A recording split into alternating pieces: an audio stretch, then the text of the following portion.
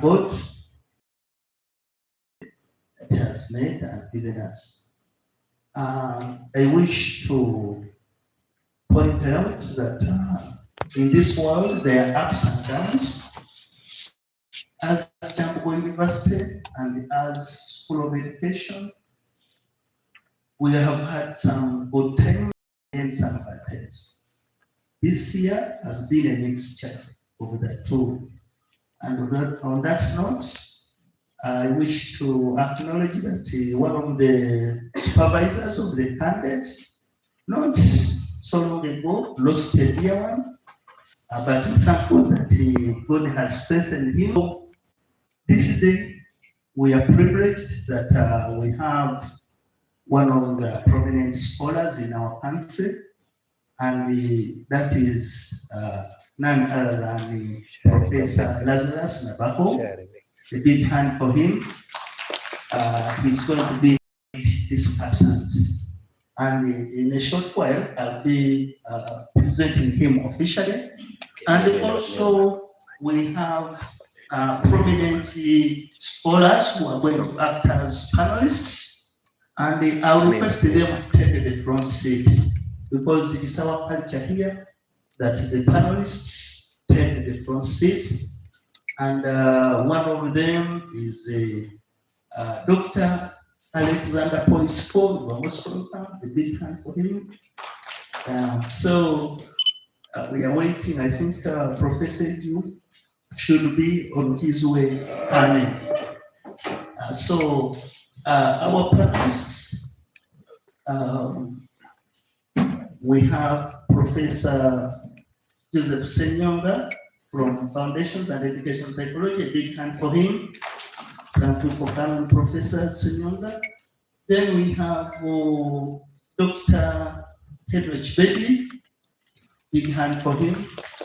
He's the head of Department Psychology, Faculty of Social Sciences. Then we have Dr. Alexander Paul Isco. Is the senior lecturer. Big hand for him. In the Department of Religious Studies and Philosophy. Okay. Faculty of Arts and Humanities. You're most welcome.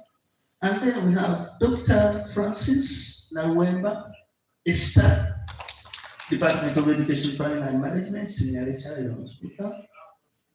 Then obviously our dear professor who also will be part of the assessors.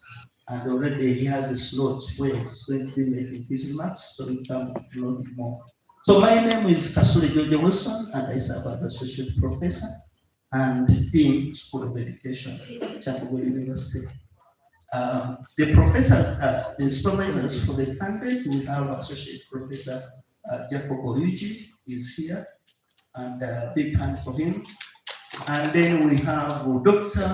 Osoko, who is having a medical examination, but I think after that he will be able to join us. So we also have the secretariat, and this is headed by Dr. Joseph Rusumio. Big hand for him. And he's the head of a department where the candidate is starting from. That is the Department of Education Planning and Management. And also we have Madame Anyeko Christine behind there, moving with the registration book. Big hand for her. So those will be the ones responsible for protecting the minutes. And then we have our IT team behind there, very hardworking and competent young men. So we acknowledge them. Let us give them an applause also. Yeah. So,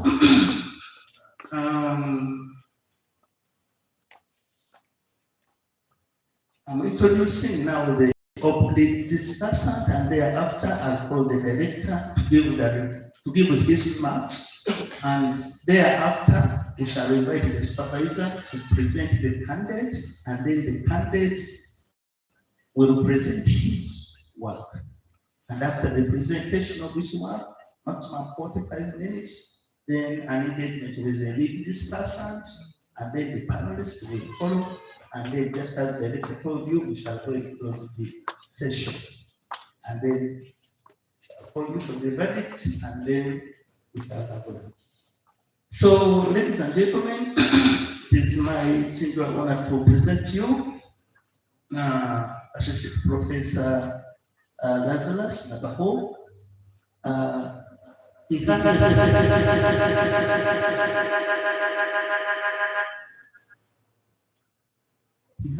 a single specific CV. It is here in case you want to prove what I'm going to be saying. Because at times you may have a thought that no, those people are lying. No. But this is a well-known scholar, and he's an associate professor at Uganda Management Institute, UMI. And I think UMI is a known institution for all of us. A big hand for Professor Lazarus. So Professor Lazarus is a professor at the Uganda Management Institute.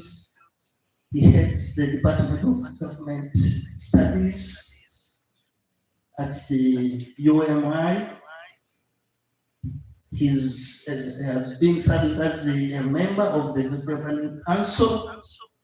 He has also served as a member of Data Assurance. He holds a PhD in Education Management, Makerere University. He has other academic qualifications in Masters in Management Studies, Human Resource Management, UMI, then a postgraduate diploma in HRM, still UMI, and he has a diploma in education from Makerere. He has a bachelor's in social sciences, Makerere University. He has co-edited a book on higher education governance and management in higher education in Africa. And he has authored several articles which are published in reputable international peer journals. Several other professional and academic responsibilities. Ladies and gentlemen, the list is long regarding what the articles published and the book chapters. They are going, but in the interest of time, to read all these papers or chapters. But in case you are interested, the CD is here, you can get it, and then you peruse and have something you learn from it. He has supervised them from students to completion, and the list is here. And he has been a external examiner for doctoral theses in universities. The list is here. He has been a consultant and he has handled several tasks, and the consultancy is handled here. He has also participated significantly in various community engagement, community involvement activities, both academic, professional, social, religious. So we couldn't find any other better person to engage Gilbert on his PhD research work. We want to see that really, if Gilbert is given a doctorate, it is really deserving that he gets it after going through the academic finance of being engaged by high-profile academics in our country. So, ladies and gentlemen, let us join hands and welcome Professor Lazarus. Professor, you are most welcome. Yeah, Director, now it's my honor to invite you and say some remarks. Thank you. Thank you very much, Chairperson. Ladies and gentlemen, I want to again take this opportunity to welcome you, and I thank you for your time. There are many faces here, but I think there are one face which we need to recognize. We have one of our honorable here. So he has kept quiet, but I think that's the person. We have Honorable Odong Odoa. He's with us here. You can stand up, we see you. So I'm sure in the spirit of brotherhood, I said, let me escort my brother. Not so? Yeah, that's good. We welcome you here, sir.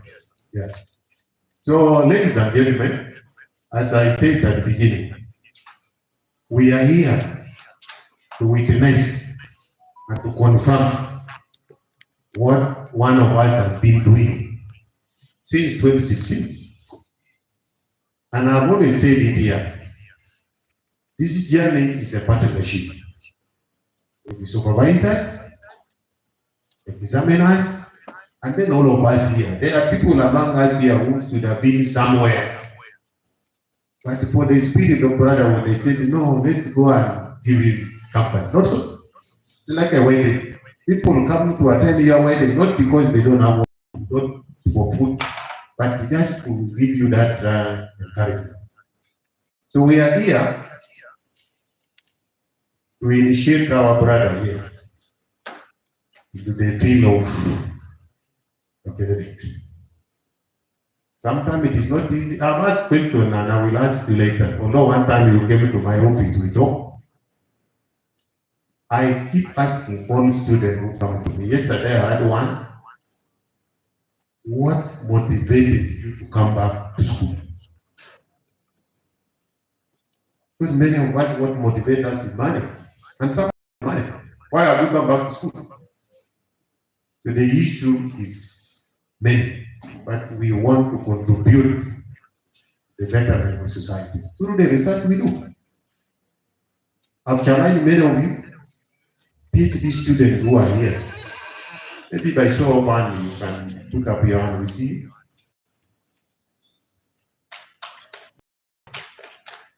Our pastor who prayed for us, I didn't know you were also a student.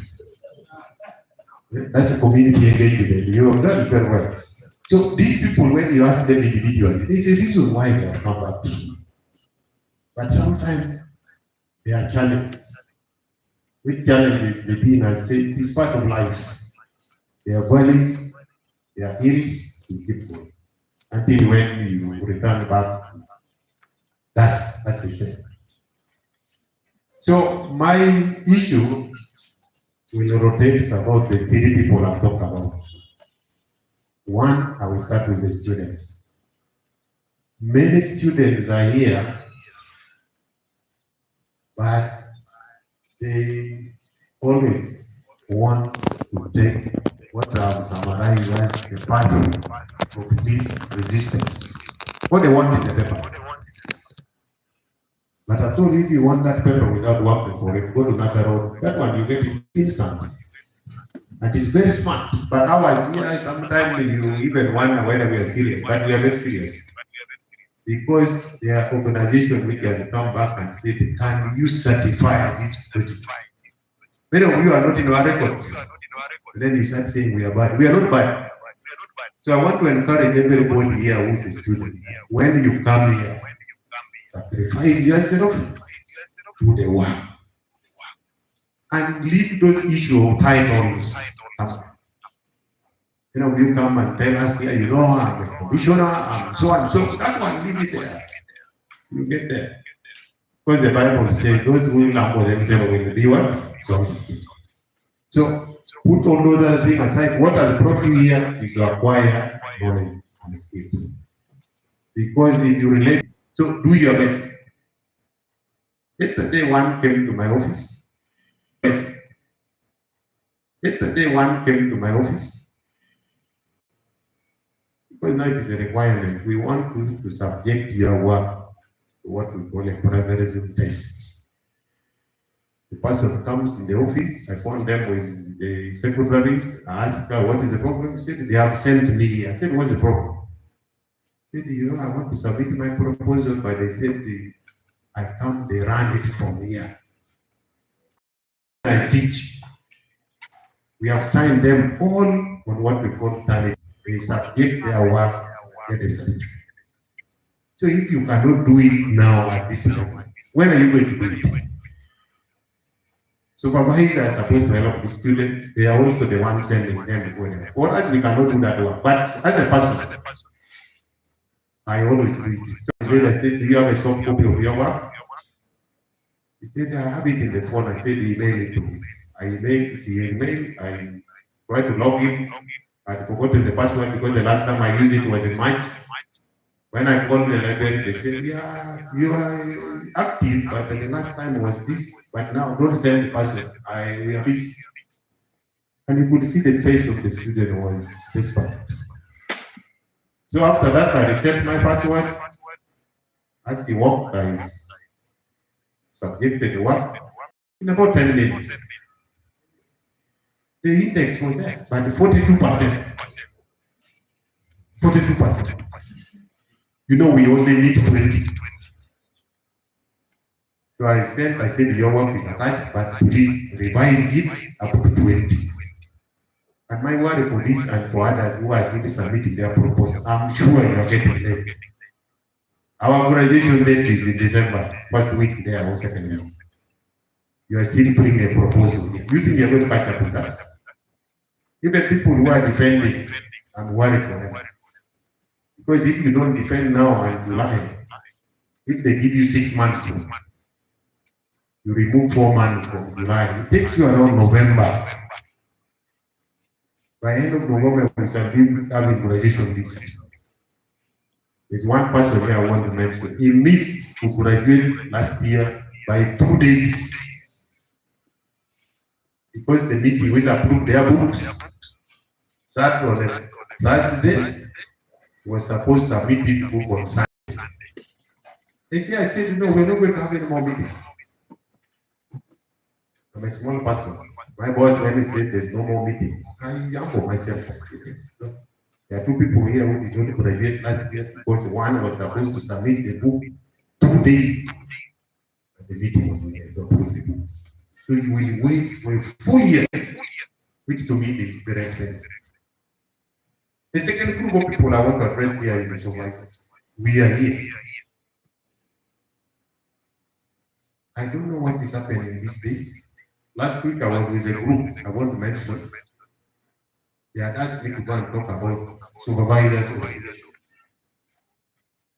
After I presented, one president said, hey, the tone of the presentation is very high.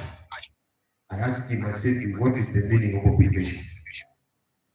I think of the obligation is something mandatory. So that was how the tone of the presentation was.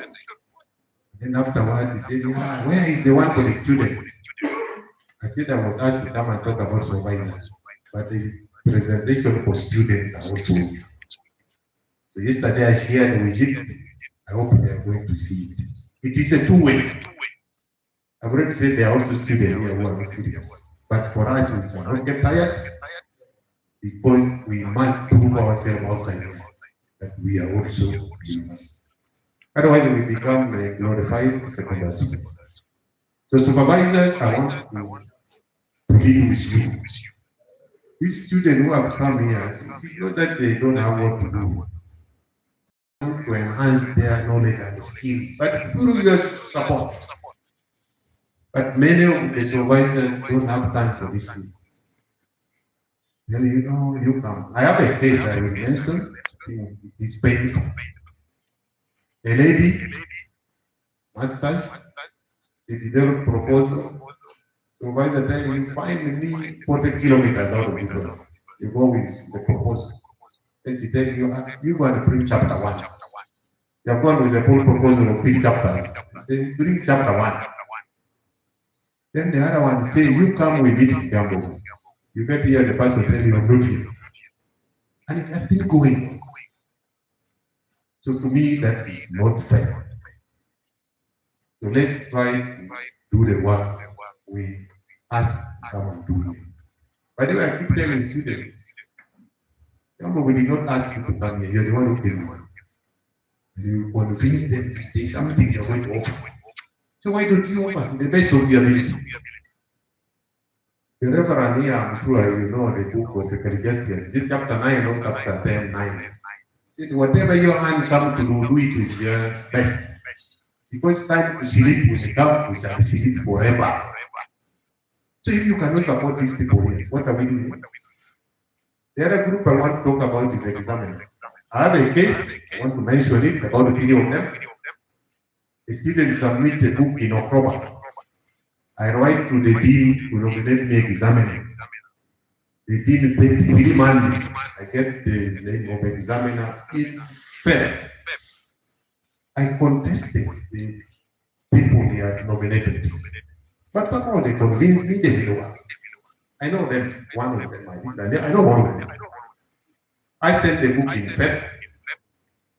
The last event we had here was in May. I get an email. He said, yeah, thank you very much for identifying me as an examiner. But when I stand through this work, I'm unable to examine it. If it was a master's, I would have examined because I understand the area. The student has been called. Even this morning she called me. What do I tell this person? Now it is 6 months and I'm worried for this person because he may not know. So that is why I think we need to be honest. If you cannot do work, say so. You look for them. Because the moment you keep quiet, we assume you have accepted. But now if you are not giving me a report, October, this is almost, I don't know how many months. Then it's said, and we are not sure whether it's a get this report. But of course, later when we had to talk with the dean, we got another person, external. We have sent the book, and I told them we need to fast track this so that we are able to get this person. I told us we can talk after about an hour. So I'm going to see how we can revise that. Because my interest is to get somebody. Then the other thing is, of course, ourselves, the administrators of this institution. Now I represent them because I work on behalf of the vice chancellor. Many of these supervisors, examiners, have 2 issues. They said we don't appoint them. They said we don't pay them. Appointment has become a click of a button. If you give me the right information, you don't need to come and look for appointment. Once you submit what we want, you get appointment letter. The issue of payment is still a little bit tricky, but we have tried. I think we have clear. We are waiting for the next quarter to see the balance of what to pay. But as I wind up, there are 2 things I want people to note. All the PhD students who are here, I plan to meet you on the 10th and find time to attend that. Because there are issues. Many of you come and say, you are not told. Who should tell you? Supervisor, head of department, deans. But if they are not told you, I want to meet all of you. Then spare time. You know, we shall have a roadmap of what we need to do. The last thing, you know, people are very smart. They will always want excuses. We have the regulation or the guideline which we have been using since 2019. Many of us said they have never seen this book. This book, we have reviewed it. It's almost done. There's an agenda of Senate on the 16th to approve the reviewed one. It's going to be a little bit biting. Because there's what we call sanctions for supervisors and examiners. I give you work, you don't deliver, you get the, you know what it is. For the student, it is going to be automatic deregistration. I admit you here for 2 years, you must within 2 years finish. You don't finish, I'll give you maybe 1 additional year, the next one, you find your name out of the system. I don't know now who will feel the pinch. I'm sure people will start coming here crying. I'm allergic to tears, I don't want tears. can cry somewhere. When you come wipe the tears, you come and tell me your problem. So once that book comes out after 16th of this month, I think we are going to start dancing some music. And it will not be business as usual. Because many of us say, oh, no, we have not seen nothing. Ah, we have to play. So that one will come. Nobody will tell you what to do. You find your name, you just So ladies and gentlemen, I think without being a pastor again, let me invite the supervisor, Associate Professor Yugi, to come and make a remark and then introduce to us the Mogole, what made us to leave all our work to come and listen to him. Then after that, to give him the right, he tells us the journey is walk. So, Professor.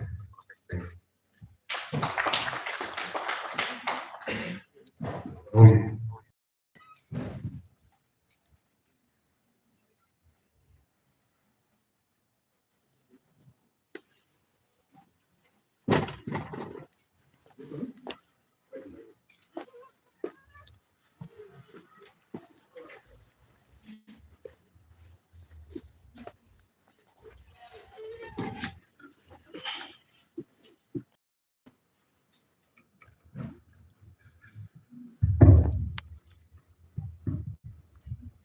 Good morning, everyone. The chairperson, the director, the lead person, the panelists, and the rest of the audience, the public. You are all welcome to this presentation.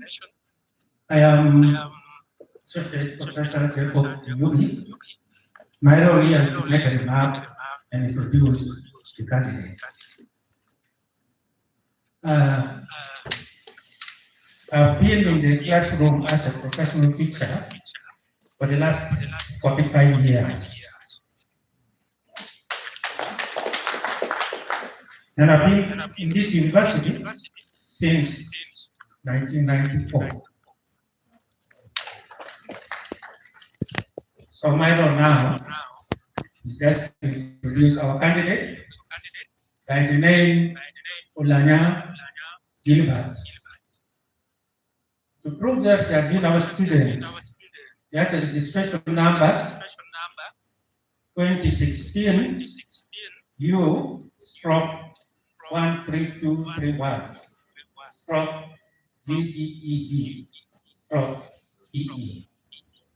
So this is to confirm that he has been our student registered. Olanya was born on 16th December 1977, and he started schooling in 1985, and started the primary living examination in 1992. Then 1993, 1996 was pursuing ordinary level studies. Then in 1997 to 1998, he did his A level or advanced level certificate of education. Then joined the university in 1999, where he obtained Bachelor of Arts in Education in 2002 from Uganda Christian University. Thereafter, he registered for master's degree, and he completed his Master of Arts in Educational Planning and Management from Kampala International University in 2005. So he's a professional teacher who practiced his profession for only 1 year, 2005-2006. Then in 2017 academic year, he enrolled for a PhD in this university in educational planning and management. One may wonder why that happened. From 2006 to 2016, what was he doing? maybe some of you are not very new to this space. All along from 2006 to date, he has been in Parliament as a member of the Member of Parliament representing Amor South. That's it. So you can see the gap. 2016 now presented is what 2025. Almost 10 years down the road. I think the reason is very clear. Politics and education are not easy to mix. But I'm happy that he has been able to blend it this time. He has got the confidence to present to us what he has been doing. So I've been with him about that time, since that time. But you know, research is research. Those who have done it, I know Honorable Domoto is a doctor, he did it, he has the experience. So sometimes you make a U-turn, and if you make a U-turn, you may fail to get back.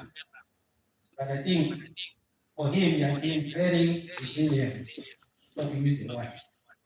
Otherwise, as a member of parliament, you will not see the value of education anymore, as maybe others are doing so.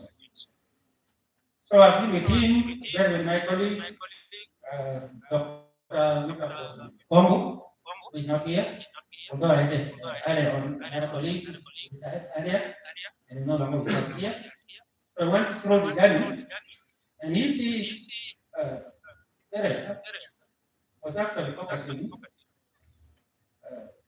First of all, he enrolled in PhD in educational planning and management. And we have been working through and focusing on how individual characteristics influence work engagement of primary teachers and how the relationship is shaped by organizational factors. So it is my honor now to invite GilbertOlanya to come and take us through his work. You are most welcome. Thank you.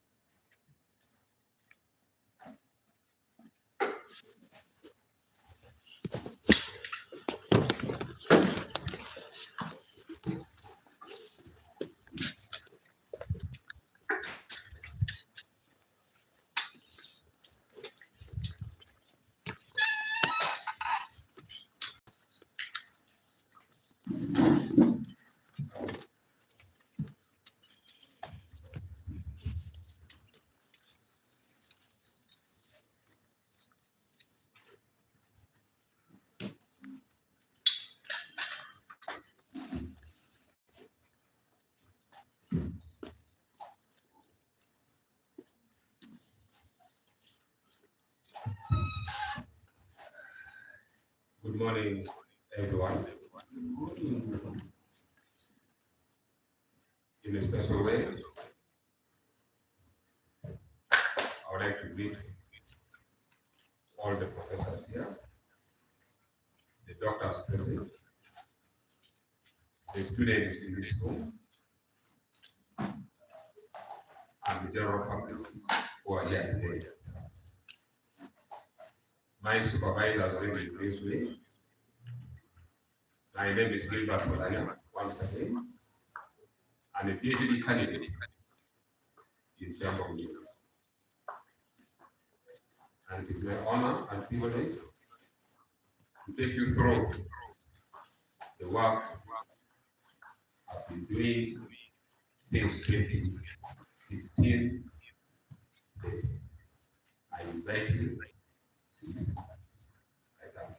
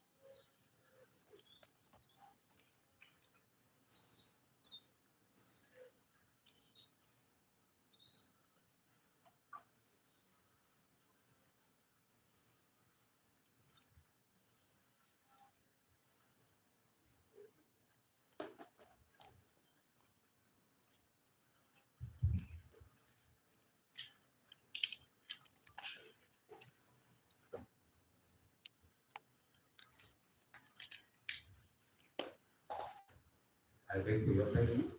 Let them work on the system.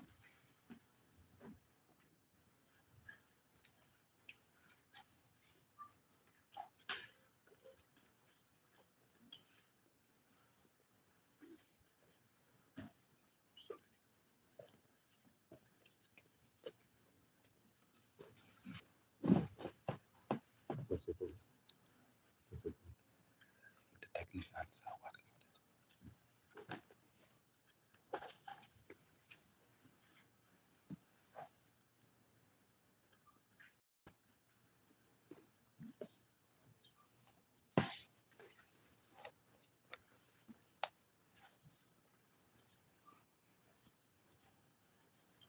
Thank you.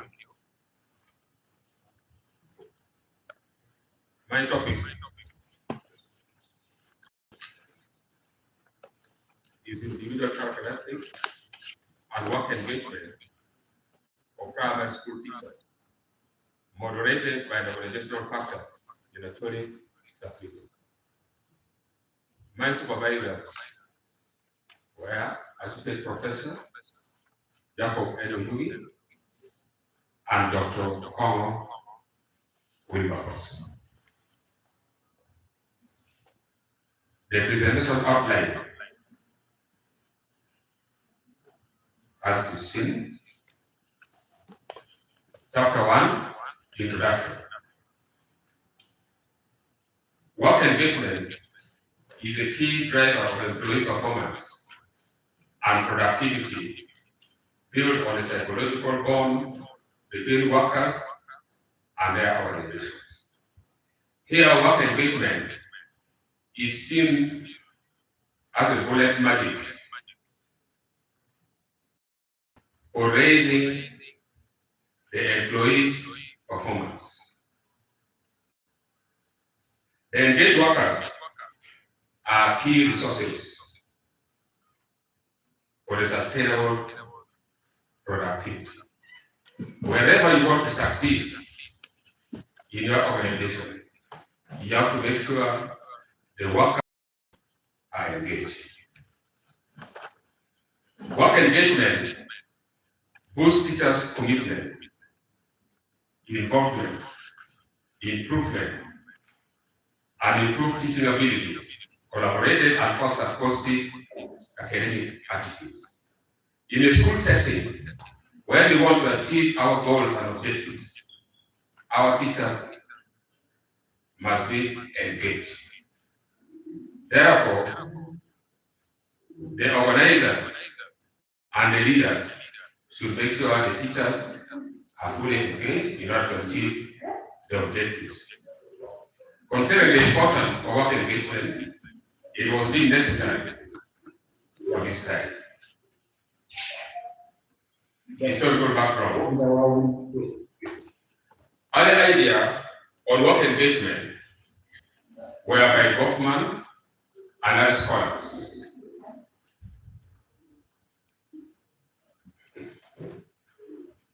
They look at work engagement as self-honoring task. When you are given the opportunity to work, fully engaged worker, they are self-motivated and they really feel highly motivated in honoring tasks given to them. Empirically examined by Khan, it was described as an employee's state of mind, including absorptions, dedications, and vigors. With absorptions, this is because employees complete focus on task. When someone is fully absorbed, the employee is focused and is part and parcel of the activity. With dedication, this is a devotion. When someone is really committed and devoted in anchoring the given task. Vigor is the ability of workers to endure the phase, to work, to persevere, to endure. Therefore, in 1990, the Ghana Research Group, an American analytics advisory company, after 25 years of survey involving managers of multiple companies and the employees, coined the term employee work engagement. Globally, there has been a growing trend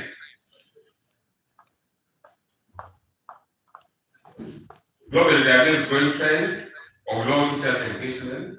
For instance, the Western world, including USA, Europe, are about 70% of employees are disengaged. In Africa, disengagement of teachers is higher. For instance, about 11,225 primary school teachers quit in Nigeria, indicating low teacher engagement. The situation is the same in other African countries, like in South Africa, whereby skilled teachers are living in underprivileged rural schools. In East Africa, Kenya, for example, combined school and class absenteeism of teachers have been reported at 7%.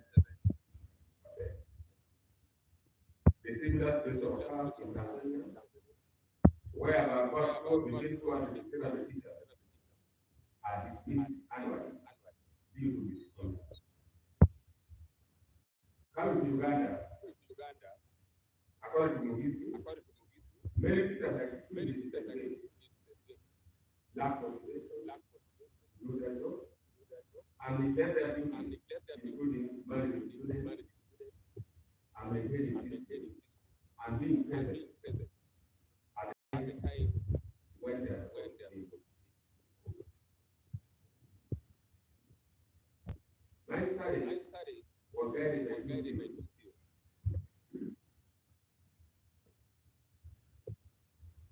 The first theory, I look at the theory of social identity and passive organization support. The social identity theory expounds that individuals categorize themselves and other people in social categories, considering social role and racial. This theory looked at intergroup identity. It looked at intergroup identity.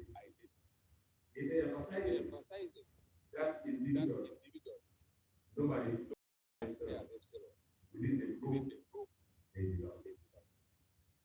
In terms of sex, gender, religion. So individuals they feel more comfortable when they are comparing themselves and they are saying in their own setting. And this identification gives them and strengthens them the same.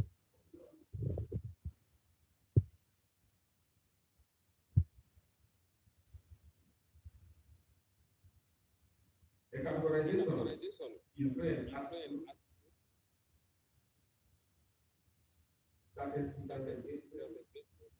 the theory was the basis for relating individual characteristics. My second theory, I look at passive organizational support theory. This theory suggests that employees perception of organizational support caused by sense of reciprocity and other positive attributes such as employee engagement. Such support is in terms of organizational factors, individual organizational leadership, and social support. This theory did not that employer. Employees specifically appreciate their employer who follow and take them as their important When the employer dwell on the employees, he gives them time, appreciates them when they have done good work. That employee or teacher will be study, will be more energized, more encouraged, and feel attached that he is serving that particular organization. Conceptual background.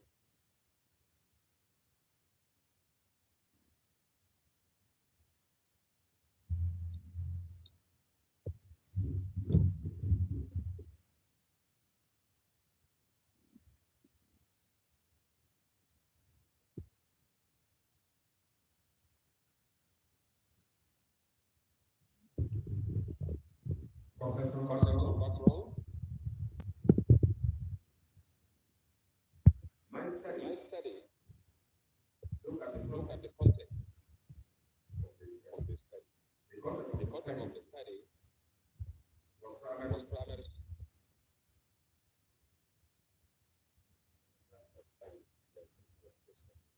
Thank you. The conceptual background. My study. Look at the work engagement. This is the dependent variable. Individual characteristics, which is independent variable, and organizational factors, moderating variable. These are the variables that the study will look at. With work engagement here, work engagement is the positive, fulfilling state of mind at work. And individual characteristics. This is a unique place that differentiates one person with another person. Conventionally, what engagement refer to absorption, education, and vigor of employees. In this study, individual characteristics were looked at in terms of gender, age, education level, marital status, work experience, teacher's position, and dispositional factor of self-efficacy. Organizational factors refer to leadership and social support. Contextual background. The context of the study was primary schools.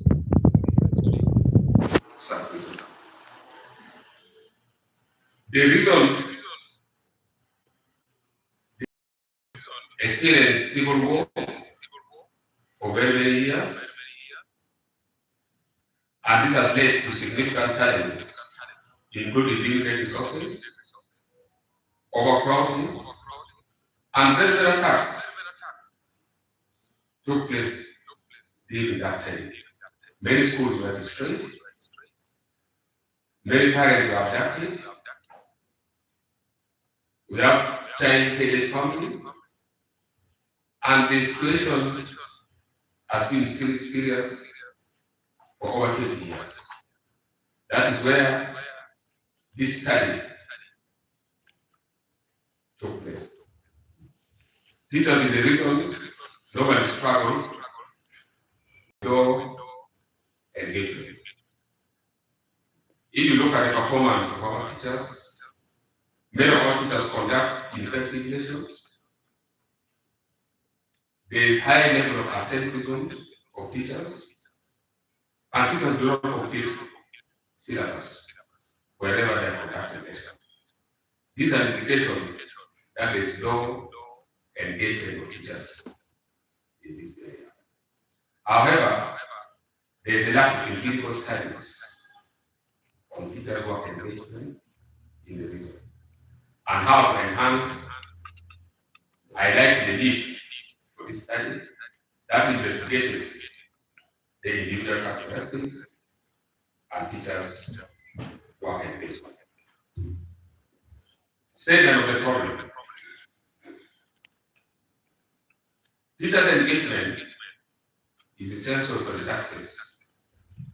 As engaged teachers are emotionally and mentally committed.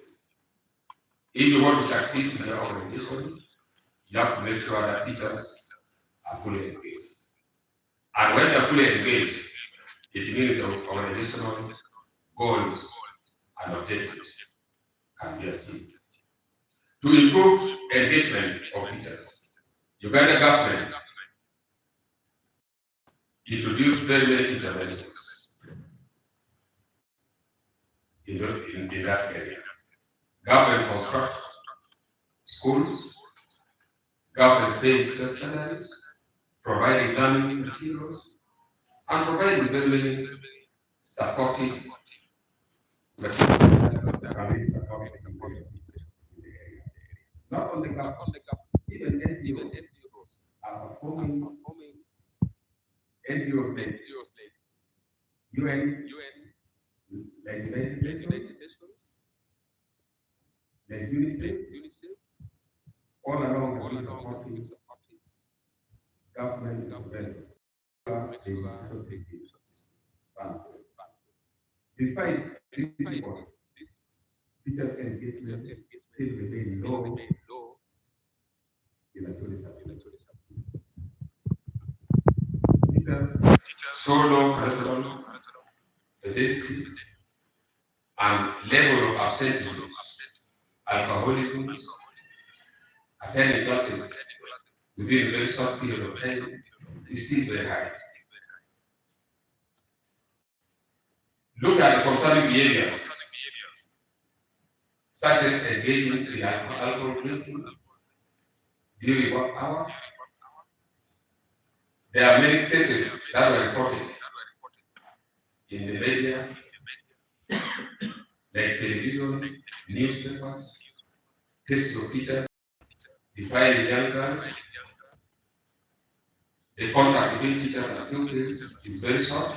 Teachers arrive in school sometimes at midday, they leave very early. So the situation is quite hard.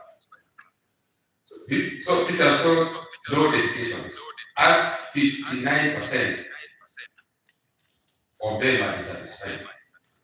And they are regretting why they joined the teaching profession. Looking at this, only 16% of them in at least in the subsequent 2 years. So look at the figure. 59% of teachers regretting why they joined the teaching profession. This is an indication that they are not engaged at all. It means they are working as by the way, as if they are being forced to work. This is an indication that in case of any opportunity, all those teachers would leave, because they take teaching profession as the second choice. And the 16% who are still hoping to continue working for the next 2 years, if you look at the period of 2 years, it means in case of any opportunity that will come by, they will abandon the teaching profession. So the situation, the problem is quite hard. If the situation of low engagement of teachers remain, the region will remain underdeveloped with high level of poverty. So to suggest the solution to address the challenge of low engagement, this study was carried out.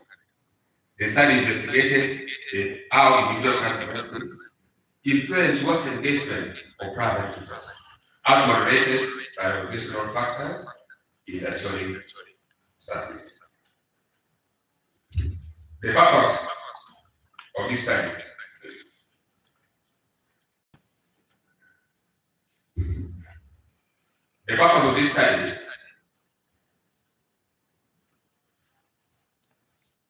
was to investigate the influence of individual characteristics on work engagement of primary school teachers, as moderated by the organizational factors in the Acholi study. My study was guided by 3 objectives. 1, to examine the influence of the characteristics on work engagement of primary school teachers. to assess the influence of organizational factors on the work engagement of primary school teachers, and to test the moderating role of organizational factors on the influence of the on work engagement of primary school teachers. The following hypotheses were used. Individual characteristics have significant influence on work engagement of primary school teachers. Organizational factors have a significant influence on work engagement of primary school teachers. Factors have a significant moderating role on the influence of individual characteristics on work engagement of primary school teachers. Scope of the study. Acholi Broadcaster was the scope of the study. Here, I took Acholi Broadcaster because following the literature and the information on media everywhere that indicated that there is no engagement of teachers in Acholi. This one forced the researcher to zero on this area as Acholi Broadcaster in northern Uganda. The content scope was on work engagement of teachers, which is the defense environment, individual characteristics, which is our independent variables, and organizational factors as moderating variables. And their constructs are as indicated in the conceptual frameworks. The research was conducted in 2022 because the time horizon of the study was cross. This is where certain information is collected at a single point in time. The significance of this study. The study might be of significance to policymakers, donor community, educational administrators and managers, primary school teachers, and future. This may help in the policy making, in promoting teachers' engagement. It may help in providing relevant support to teachers in carrying out their activities. Conceptual framework. My study was guided by this conceptual framework. Look at independent variables, the individual characteristics is my independent variable, and the construct are gender, age groups, education level, marital status, work experience, teacher's position, and self-efficacy.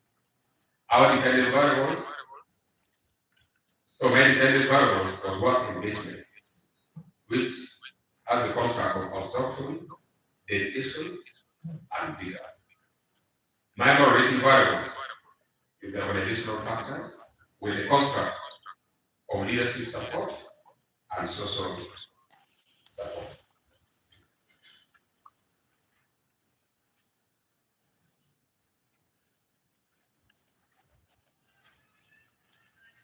Chapter 2 of the study. Literature review.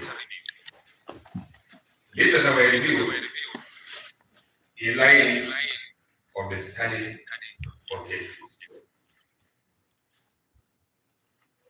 Different scholars have related individual characteristics and work engagement. Also, many scholars have related organizational factors and work engagement. Further, a number of scholars study the moderating effect of organizational factors on individual characteristics and work engagement. However, there emerge some gaps that needed to be done. Here we have the contextual gaps, the population gaps, methodological gaps, and the knowledge gaps.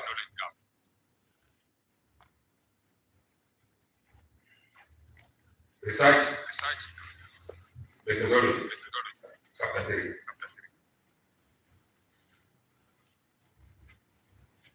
Research philosophy. They study the positivist philosophy advanced by Augustine Comte, considering objective ontology, epistemology, rhetoric, and theology. Ontologically, knowledge was obtained through testing the hypothesis. Epistemologically,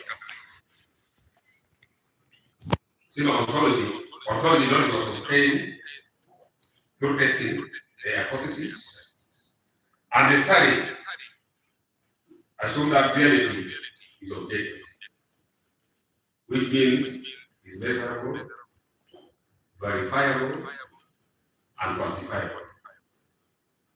Epistemologically,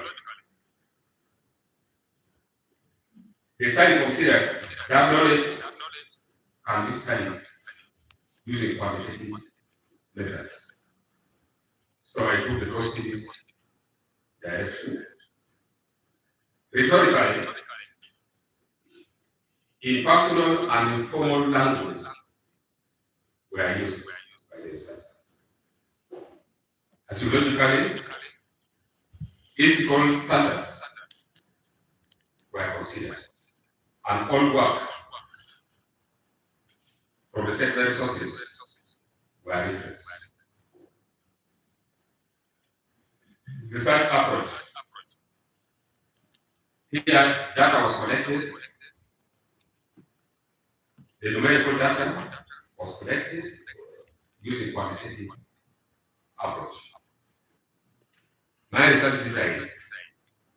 The study employed correlational research design to establish the relationship between variables. The correlation, normally relationship between variables.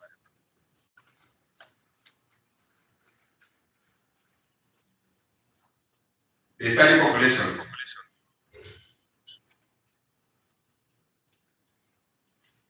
The population and sample.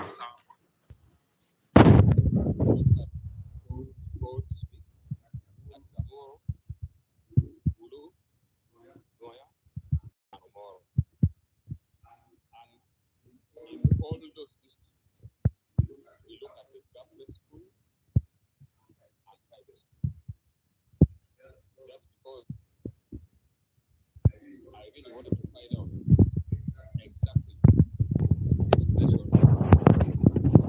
That's why I had Private school and government school.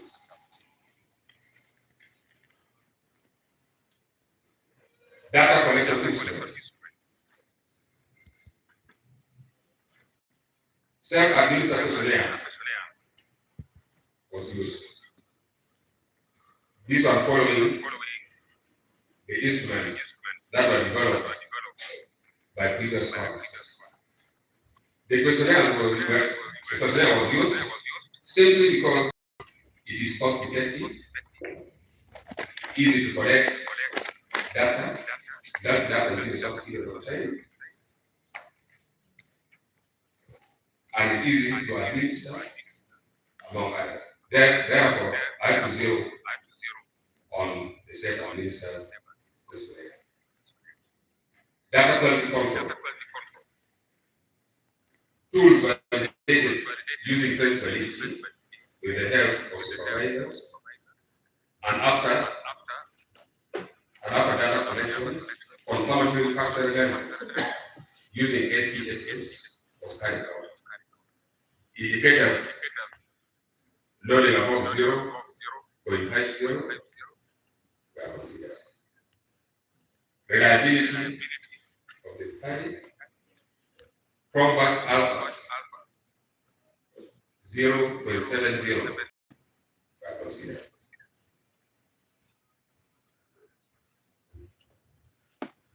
Data processing and analysis. Data processing and releasing data via series using implications. Outliers identified visually and via crosswalk. Legality and normality tests confirm data fit for linear analysis. Data analysis. Data analysis was carried out through descriptives, frequencies, percentages, mean, and standard deviation. And in inferential analysis, where students test ANOVA, correlation, and multiple relations. Chapter 4, presentation, analysis, and interpretation. Descriptive analysis. Here, teachers' engagement were seen as being moderate. With moderate, this was simply mean they were neutral. They were neither engaged nor disengaged. Individual characteristics, which look at self-efficacy, it was high. Organizational factors was moderate.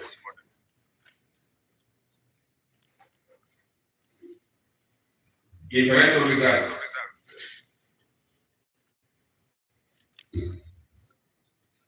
Correlation of individual characteristics and work engagement indicates that all variables are positive and significant, except for the marital status. If you look at this drawing, you can look at where the marital status is with 0.644. It means all other variables are positive and significant, but for marital status, it was not. Regression of work engagement of individual characteristics.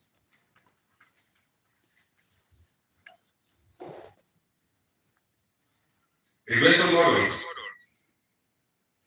shows that R adjusted was at 0.538, meaning that significant factors contributed 53.8% to the engagement of teachers.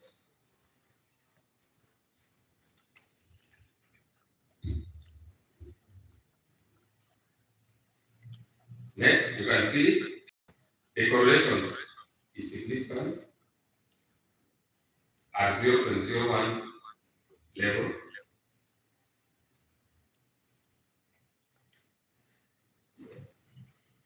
The next one, you can see as we discussed.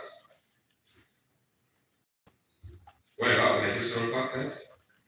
Standardized coefficients, and also indicate that organizational leadership support and organizational social support, they are all significant.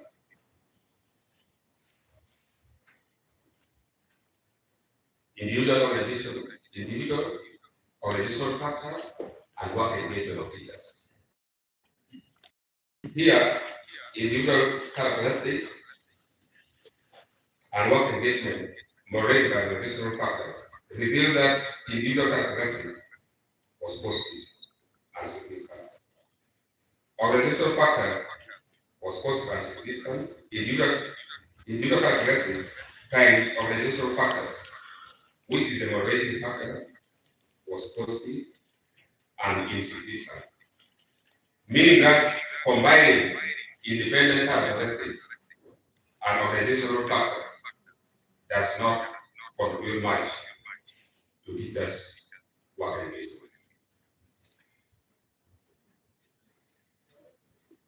Chapter 5, discussion of the finding.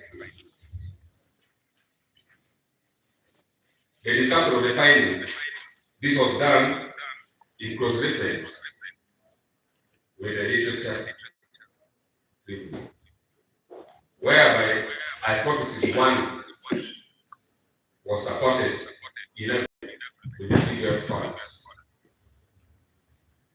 Out of the additional factors and work engagement of teachers. Hypothesis 2 was also supported, comparing with the previous scholars.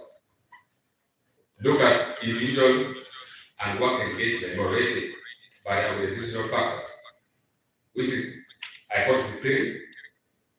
This one was rejected, inconsistent with other scholars. However, the finding was also consistent with some few scholars that look at this activity. Chapter 6, conclusion and recommendations. Individual characteristics are crucial for work engagement of teachers. If you look at individual characteristics, looking at the conceptual framework, the constructs that were given, afterwards, I conclude that individual characteristics is crucial for work engagement of teachers, and these characteristics now remain with sex, age, position in schools, and self-efficacy. Only 4 constructs now remain. The rest were not significant. And also, on this same line, you see that males are highly engaged than the female counterpart. When it comes to work in the schools, the male are more engaged than the female. And also, older persons are more engaged than the younger people who have joined the teaching professions. 2, organizational factors in form of leadership and social support are essential for the engagement of teachers. It means the school leaders, the administrators, should take this one very seriously. And 3, giving individual characteristics and organizational factors equal emphasis in schools to promote work engagement should not be an overriding factor. Recommendations. 8 teachers, education officers, and other stakeholders involved in management of schools should consider individual factors when supporting teachers to promote work engagement. Individual factors are very important in order for the success of the educational institution. And 8 teachers should provide leadership support and promote social support in schools. If you want our school to achieve its objectives, the 8 teachers should do that. And also 8 teachers and educational officers and other stakeholders should not give individual characteristics and additional factors equal emphasis in school to promote work engagement.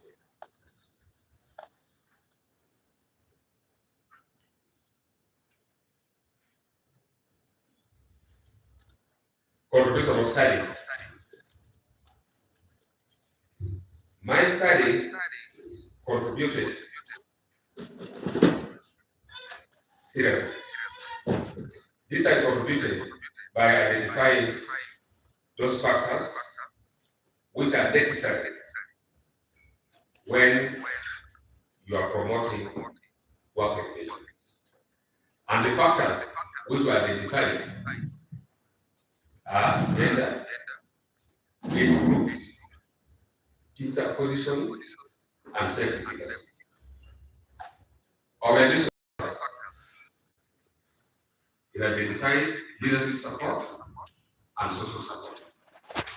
And dependent variables, that is work engagement, absorption, dedication, and feedback. And here, we are looking at the revised conceptual framework. You remember the first conceptual framework? And as upon all the studies, I came up with the new conceptual framework, as you can see. Limitation and suggestions for further research. The studies results for the same virus differ from those of the earlier researchers. Also, results were according to what was hypothesis on the moderating effect of organizational factors on individual characteristics and work engagement features. Therefore, future scholars should study these variables with work engagement in different contexts. Further, the moderating hypothesis should further be tested in different contexts. This is the end of my presentation, and I thank you for listening. All right. Thank you very much, Gilbert, for ably making your presentation. Now, the game is just starting.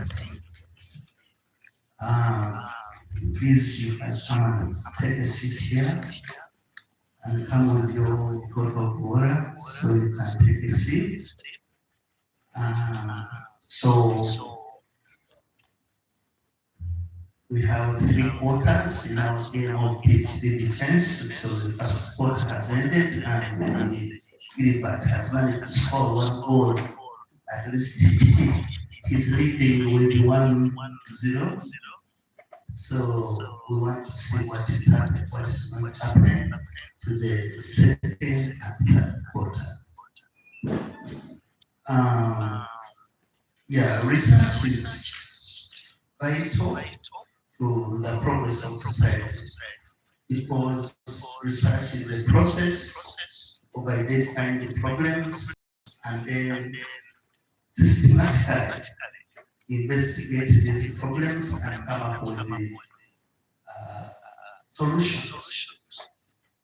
And as Africa, we need to really pay deserving attention to research because it is challenging and abnormal to be in the same situation year in, year out. One, our societies, are they progressing? And even the good thing is we have a diverse student population, and it is such a delight that one of our students is an influential person in policy making. And at times as academia, we've been having a challenge where people come up with policies which are not informed by research. Evidence-based policy making. This should be the way we go. Why are we in the state of lack, poverty, poor standards of living? Why can't we progress? Now, when it comes to education, what are we going to bring right so that we have high quality education that can empower a person to live a better, meaningful, and productive life as a country? Now, we talk about Uganda as being a country with one of the fastest growing populations. Our birth rate is one of the highest. Now, the question is, what do we need to do in order to ensure that we empower each and every one of these individuals that are being born to live a productive life so that they can contribute to social and national development. So that these people are not liabilities, but they are assets to the progress of society. So I think this research is timely, as we shall hear Gilbert telling us.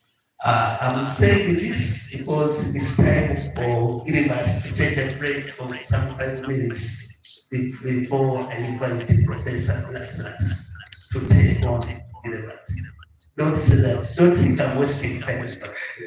I'm doing this for you to kind of recover from the first quarter where you presented your work. And so,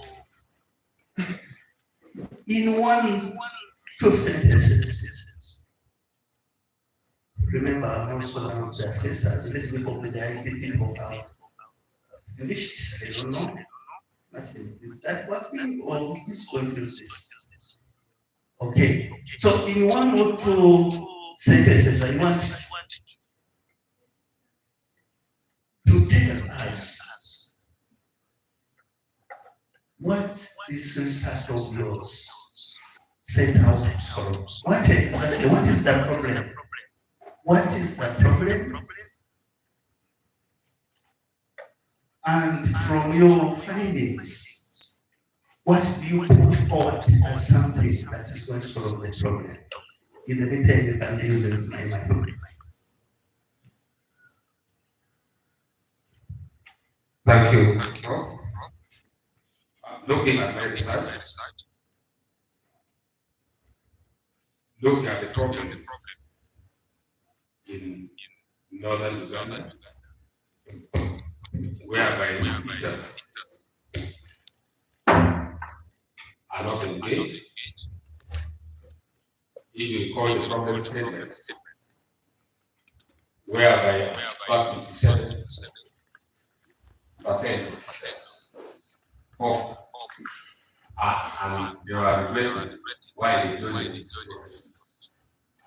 Many teachers conduct lessons that are not effective. They don't complete the syllabus. So I look at it as this is a very important problem that must be addressed. And if the problem is not addressed, it means Acholi will remain backward and develop and poverty will increase.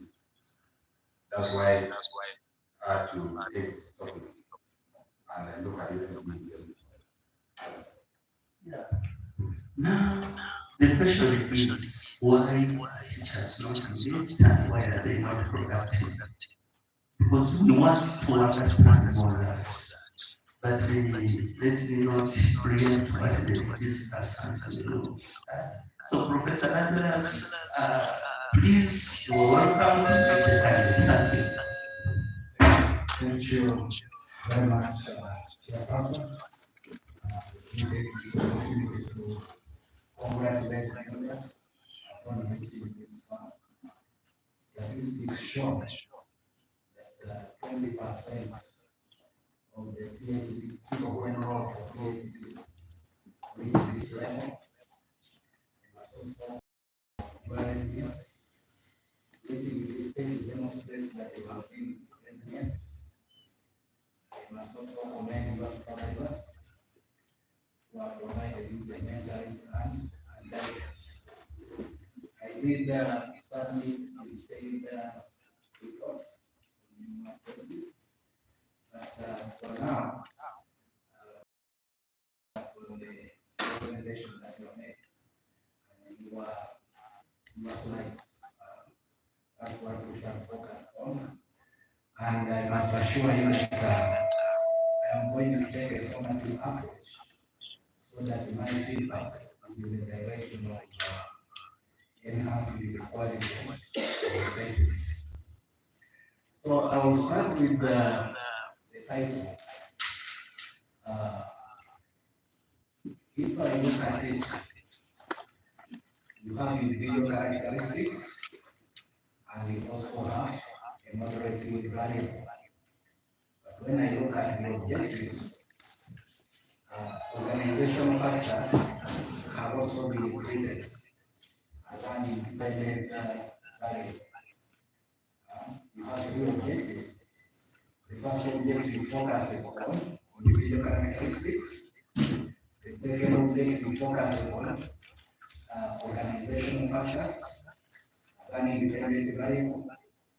The third objective focuses on organizational factors as a moderating variable. Is that correct?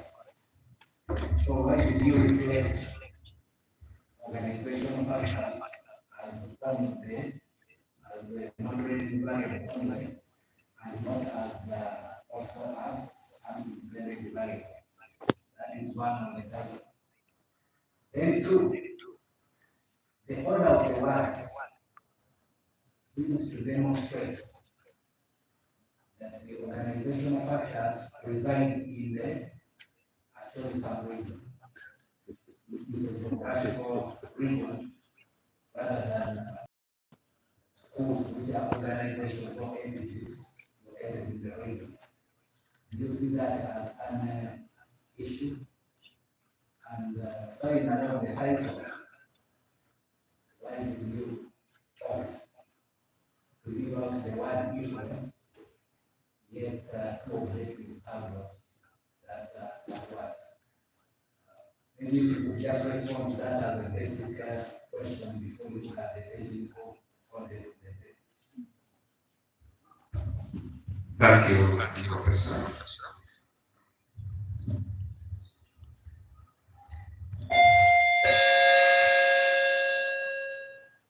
Professor, I beg you to repeat the questions. I was not recording. Okay. Maybe the best is to go to display the objectives and look at them organically. The slide of the objectives of the slide. Then we shall come back to the title. In the slide so that the members can see. Continue scroll. PowerPoint is. If we can see it from, if we can see this way, continue. The objectives of the study. Okay, they are there. So, this is what I was mentioning. You have three objectives. And the first objective indicates that individual characteristics are an independent variable.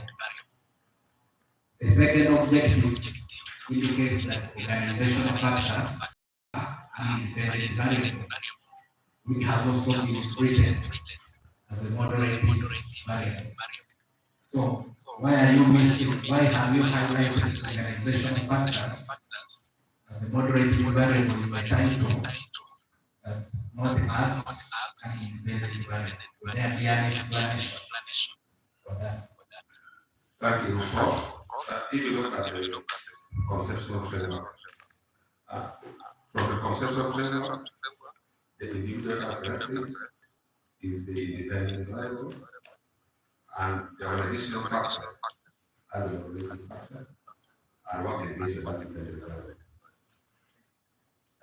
Going by the second objective, the second objective indicates that organizational factors are also an independent variable.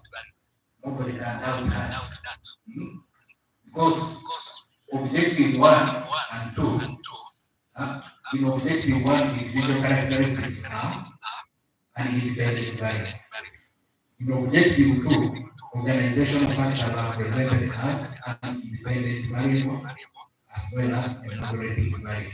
Why did you take that approach? Now we go back to the title so that you respond to that question. Yes.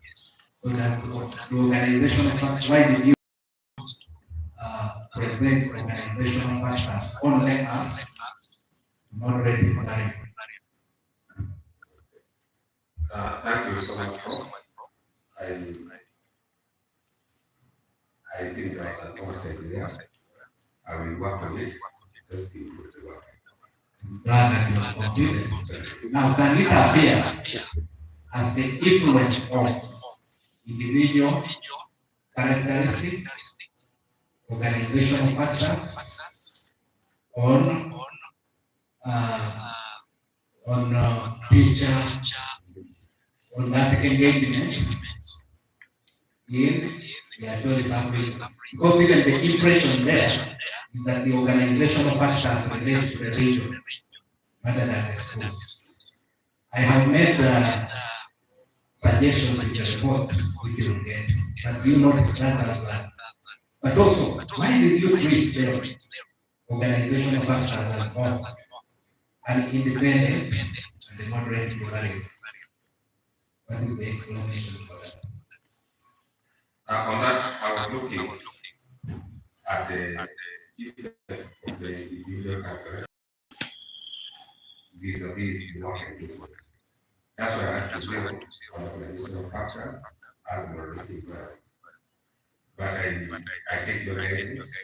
I work with the supervisor to improve.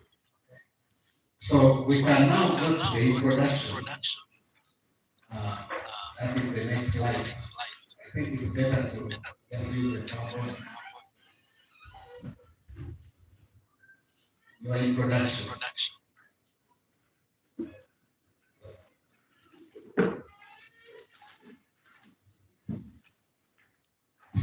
Okay. Yes. Not different from what you have in the thesis. I must commend you for introducing why worker engagement is important. I like the words that you use when you call it, I'm calling here, a bullet magic. You're telling us why it is important. Now, my question makes one answer is that what is it that is there to demonstrate that the study that you are undertaking is original, is novel, and it will extend the progress of knowledge? What is there in that introduction that will demonstrate that? Is there anything, whether you refer to your book or what is on the slide, which demonstrates to me as a reader, which I can zero on and say, yes, this is a narrative book, which shows that the study is original and will contribute to knowledge. Thank you, Prof. Looking at page 1 in my introduction, where I emphasize that work engagement is essential and the fuel that motivates the teachers or individuals who are handling the task. If you go at page 1, how I brought the ultimate damage. So what assurance is there that this study or the questions are going to be answered, so that it's not just a mere recitation of knowledge based on your introduction?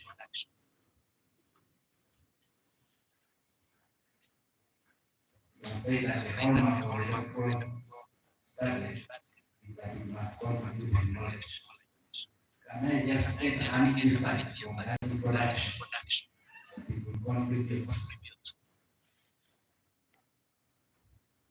Prof, as I stated earlier, through your guidance, I think I will improve. Yeah, so that I make sure what I say is incorporated. I'm glad that you're saying through your guidance. As you scroll, just go to the slide where I talk about the Acholi region being a most conflict region, and you are guided on how to strengthen that part.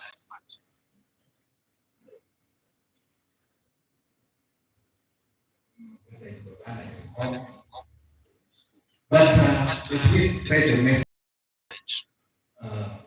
Gilbert, you must provide a narrative hook in that introduction, something which will hook me as a reader, something which will attest the fact that Gilbert is not doing the study for the sake of it, but is going to give us the frontiers of knowledge to make significant contribution.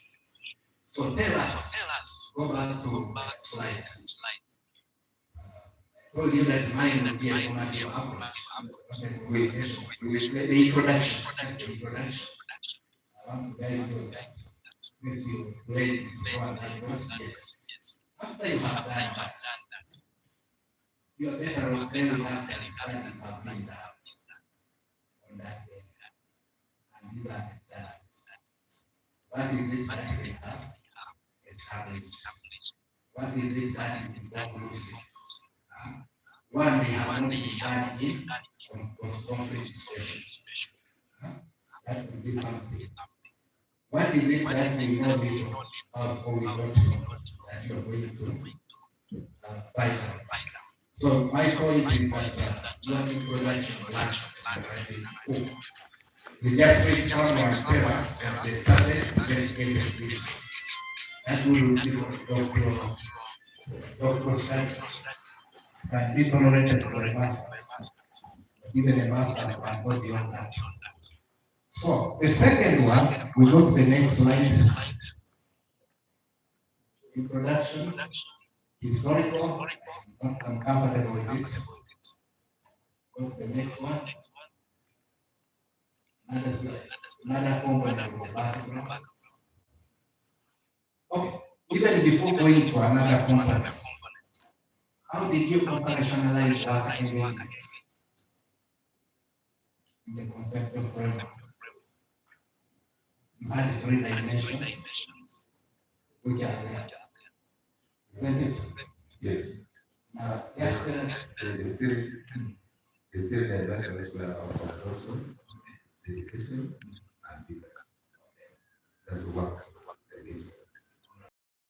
historical background. We're talking about intention to lead, the leaders being high. We also talk about absenteeism. By referring to those things, have you problematized the dimensions of work engagement or something different?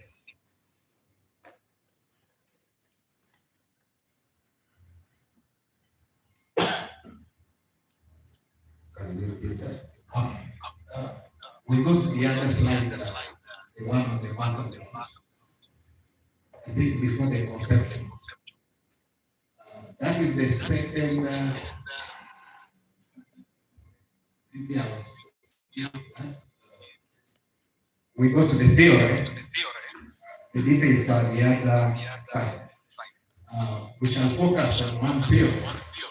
I find the second one relevant. But I want you to explain the relevance of the first theory, which you call the social integration theory. Just highlight the major assumptions in that theory. The social identity theory. That's what they do. Yes. So, according to social identity theory, it states that people feels better when they identify themselves with the group that they belong. It looks at the group identity. So, what we are looking at now, that tension between an individual and a group. How right, let's say that the theory deals with intergroup identification, meaning it can be relevant when you are studying the group or when you are studying group characteristics of group behavior. So how does it apply to the individual who are studying?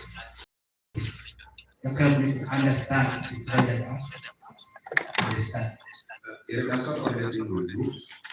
If you look at the second bullet, where we give an example of age, gender, and educational level. That's the age of individuals, the educational level of individuals. the How does the group dimension come? The group dimension comes in, like maybe people belong to the same gender. As we remember, the deal we find where we say the men are more engaged, compared to the female. So look at the gender, the age group, where we say the older person are more engaged than the young people. So that's how it happens. And I think the relevance of that field, whether it's relevant to an individual, because I may not be associated with a group. So by just focusing on these assumptions, instead being out of step with the individual characteristics. So we go to the next slide. I say my discussion will be based on your oral presentation. Theory. Yes, you talked about the theory of passive organization support. Yes. One thing we need to highlight in that theory is the aspect of reciprocity and paying back. I think it doesn't come out clearly. That is one of the essential elements of the theory. That if I perceive the leadership of the organization is supporting me, I will be compelled to pay back. And what are some of the ways of paying back? I will work towards those dimensions, bigger and all that. So, in the description, even in your explanation of the theory, that wasn't coming out clearly. So, we can go to the next slide. But again, we shall come to the theory in the findings, where I find it missing. Go to the next slide. Conceptual. Next slide.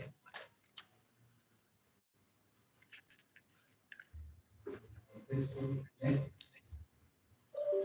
Yes. So if I just made an observation that your statement of the problem is academic, so it's consultancy related rather than academically, that would be more observation. If I just made that general observation that Gilbert has positioned himself as a consultant rather than a scholar, that would be your defense. Thank you, Prof. Looking at the problems that I outlined both in the book and on the slide, I really feel this young qualified to be a scholarly work compared to less concerned. Do you think an organization like the most prominent consultant company in Ghana can also study that problem and come up with the findings? If I can give you suggestions on how to make it lead towards scholarly level. Yeah, and you know, the organization, they normally carry out the study just for specific purpose. For example, as I mentioned in my book, many NGOs that are coming in to support the government of Uganda in providing scholastic materials, therefore they may study specifically to satisfy their objective. But academically, the way I study, it is quite an holistic approach that when handled properly, it will improve the quality and engagement of teachers in the students' activities. You're saying it will have a practical implication. But is there any doubt that the engagement levels are low? The work engagement levels are low Yes. in the Acholi sub-region. Yes. Is it in district? In Work engagement, the level of work engagement in the Acholi sub-region. Is there any district the fact that it is not? yes. I think that is, Let me looking at the engagement of teachers, as I mentioned in my book, whereby many teachers involve themselves in alcoholism, and about 57% of teachers are regretting why they joined the teaching profession. Many of them do not complete the syllabus, and also the evidence is seen in the national examination. In the national examination, actually subjected, nobody can last in Uganda compared to Angola. That there is no engagement of teachers in the region. so it's not, you agree with me, Yes, I am. provided evidence that it's not. Yes. But are there studies which have been done in market study? Uh, the, the reason why I took that study, because there's no another study which was done in that particular area. That particular area? Yeah, that's why I had to pick my PhD topic, that area. So what are the studies that have been done in other areas that may point the solution to the problem and that may be having some gaps in the vision? Many scholars teach the many studies on similar topic, but not in northern Uganda and so region. I also look at the literature review and the secondary information that are referenced. They are all in the book. I actually recognize all those studies. For example, one of them is my professor, Yugi, who is my supervisor. He also did the intensive study in the similar area. So I have to recognize all the efforts. But not in the statement of the problem. Okay. The message I'm trying to say is that now that we know that the work engagement is, I feel like that our daily constructive approach. Now that we know that the work engagement levels are there, and not out, we have provided all the evidence. Take us to the tour. Addressing by some standards. Take us on a tour of studies that have been done. Not on the same as in other countries. So, when you say these studies have been done, maybe they haven't been done in post-conflict situations. There could be some area that they did not address, where evidence remains inconclusive. You tell us that. And then you tell us what we do not know. What is now that we don't know on that subject. So my guidance is that it doesn't stop. Very nothing at all. But first, some studies. What are the gaps in those studies? What are so you can say they were not done in conflict post-conflict situations. This evidence is inconclusive on this. That will make we give it a scholarly appeal. That's what I'm saying. You have arranged yourself as a consultant. So I make that observation strongly in the report which I submitted to the director, and that will introduce an element of doctorateness in the thesis. And I should be able to tell from your statement of the problem that you are not going to regurgitate what is there, and you are going to make contribution. No. Say that very informative approach. Yes. So Gilbert, go to the next slide.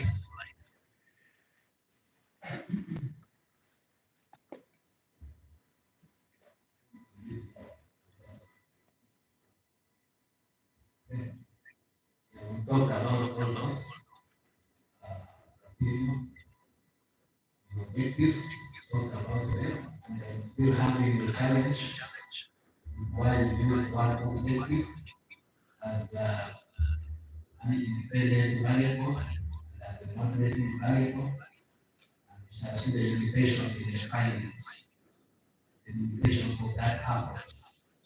But also, you think that based on the question that I raised on the objective, on the title, you will need to modify the general objective. You can go back with the general the purpose. How would you modify it?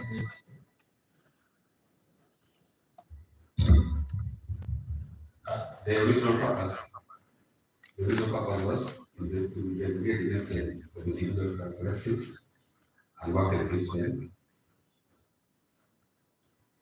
of brothers and sisters, motivated by the reducing factor in achieving stability. So, following your guidance, I work with the supervisor.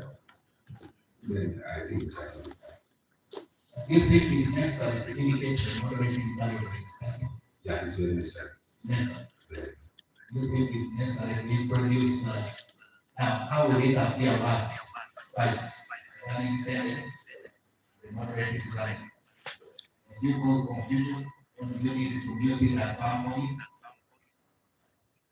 That's if we say that because you have an objective on it, the objective two, it must appear also as an independent variable that must also appear as a moderating variable.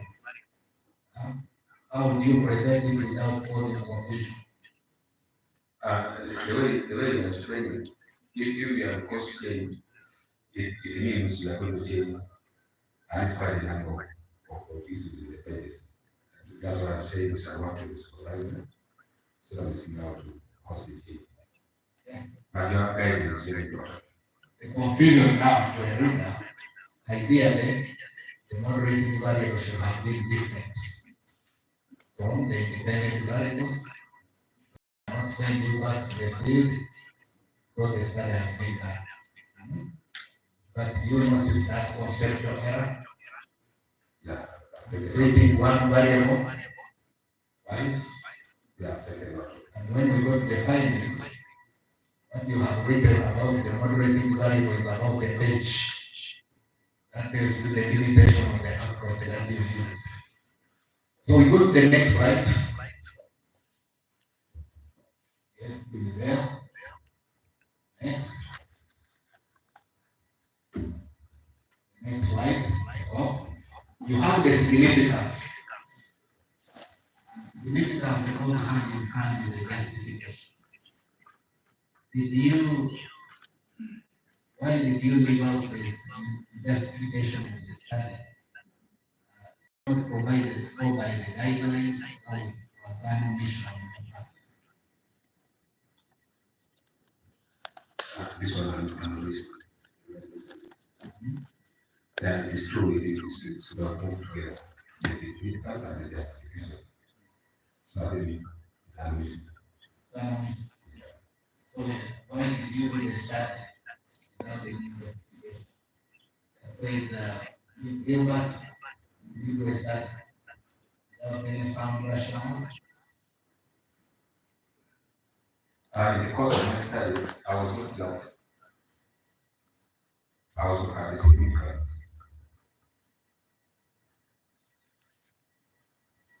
As being one of the way that I may justify the study. That's how I was looking at it.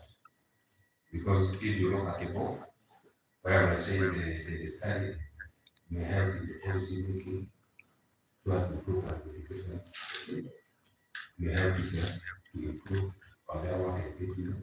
So I have to outline in the book the significance of the study. So to me, I was thinking that is the work as a justification.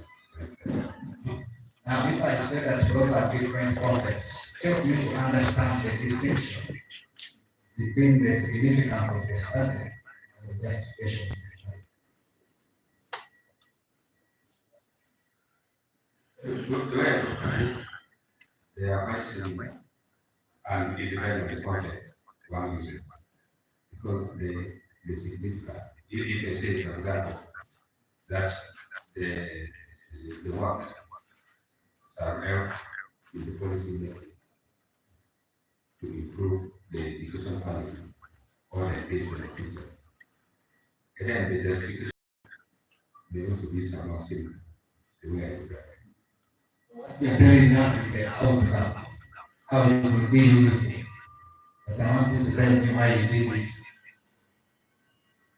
Because what you are telling me relates to the finding, the utility of the findings. Why did you do this?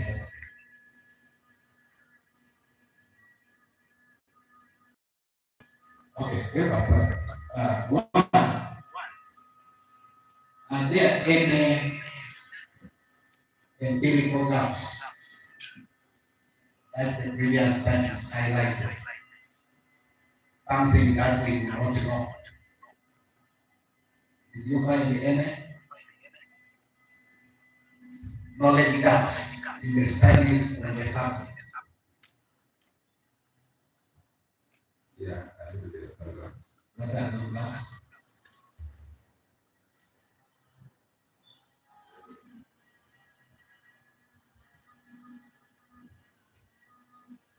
What we do not know or what we know little. Just like for you, also recommended that scholarship do this. And your recommendation can be a justification for a study by another person, isn't it? So as we were reading, did you find any scholar saying we need to do this study on this in the remote and post-conflict areas? Yeah, in fact, I read so many books for these scholars. That's why now I cannot mention that. Okay. Did you find some people Yeah, but I read saying that there is a lack of knowledge on this, because they are limited studies in this before this? Yeah. So I'm leading you how you can write the application. Two, did you notice that most of these studies have been done in maybe advanced economies, mature higher education systems, rather than organic systems or higher education systems in post-conflict areas? Can you state that? Yes, I By know. reading, Yes, I noticed that. okay, Where similar studies were done mostly in the university and in other professions like IT, like bankers. That's a similar study, but it was uh, not not done in the area where it is studies. so what we know, therefore, what we know in relation to that? There, knowledge gap. You talked about your study being purely hospitals. Is it likely that the other studies took on an interpreting approach? Yes, you're right. Where I was reading book of other scholars, some of them took the interpreting approach, that qualitative approach. So you need now to justify your study. Exactly. Maybe we don't understand the magnitude of these factors. That is right. You're right. But you're also dealing with ownership. It's also possible that the other studies could have been done maybe in private specialties, private, providing both public and private. Mostly the studies that were done, mostly they were concentrating in the higher institution of learning. But then the literature on higher institutions of learning would be relevant for your context. That's an issue I'm going to raise in the literature review.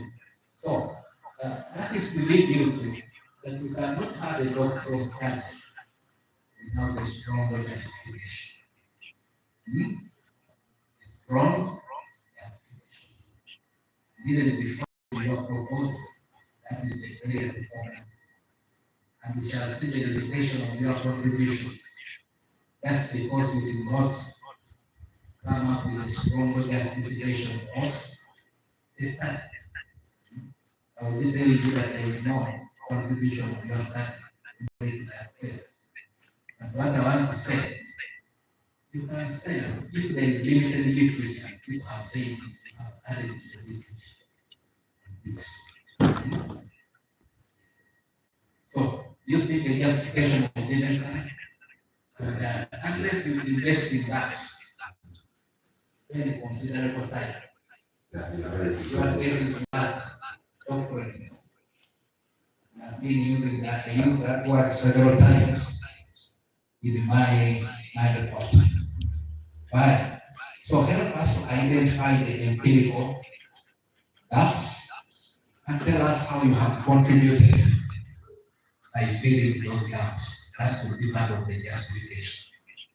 Come to your contribution. You are not telling us about the knowledge gaps that you have filled. You are not telling us how you have advanced the frontiers of knowledge beyond modifying the conceptual framework.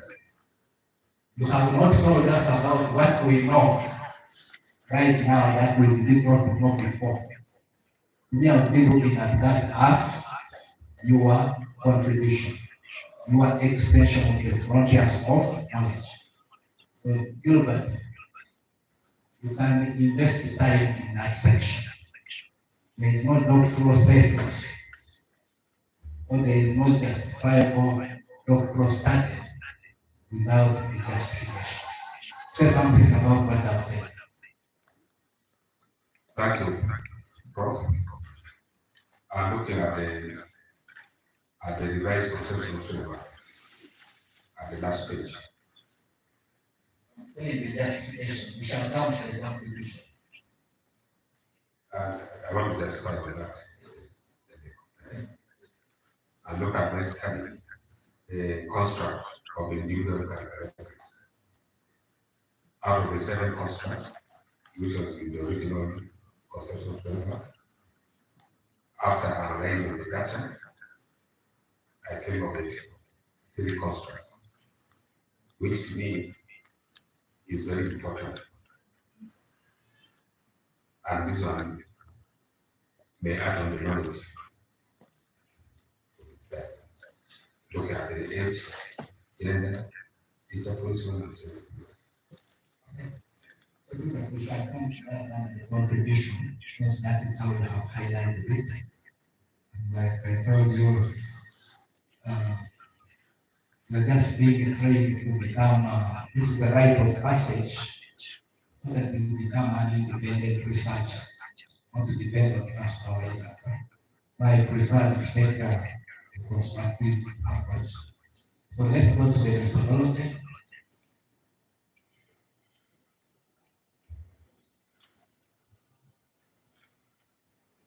Methodology. Okay, just help us to understand the difference between a research philosophy and research paradigm in your own words. And of course, now this is a doctor of philosophy. You must engage with philosophy. You must get a doctor of philosophy, and there must be a strong dose of philosophy in the thesis. So, just tell us what is research philosophy and also what is the research paradigm. Then I will give my observation. Thank you, Prof. Research philosophy, these are the direction that the researcher wants to take. For example, in this study, I took the positivist direction, that is the quantitative method, and also someone may take the interpretivist direction, which is qualitative. That is the So those are paradigms of philosophical issues in research. that is the research philosophy. You have explained philosophy as the direction. Yes. Within the concept of research philosophy, help me to explain these 2 concepts, ontology and epistemology. what is ontology, and what is epistemology. You may not refer to your, because this is an oral examination. Thank you. Ontology research looks at reality. It states that knowledge can be measurable, verifiable, and quantifiable. That is ontology. Epistemology deals with methods, the methods that were used in research. I think mean that when it's measured can be measured, that is positive. What is that? You mean that ontology doesn't talk about data barriers? To me, ontology, since it deals with reality, scientific, to me, I look at it as being positivist. I'm the doctor of philosophy when you don't understand philosophy. Huh? Should we give it to you? When you have, when you are malnourished, when it comes to philosophy. So, is positivism a philosophy?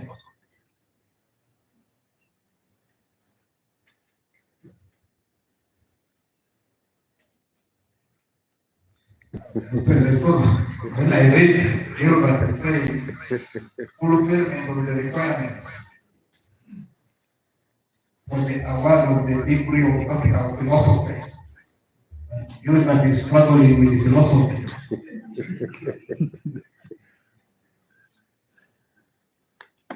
Did we stop here until you understand philosophy? Prof, I think through your guidance, Okay. since I'm struggling to be there, Okay. I'm glad. So, Gilbert, if your study is anchored in the positivist philosophy, you must demonstrate knowledge of philosophy. Then you choose the that you take. So, define philosophy in terms of research.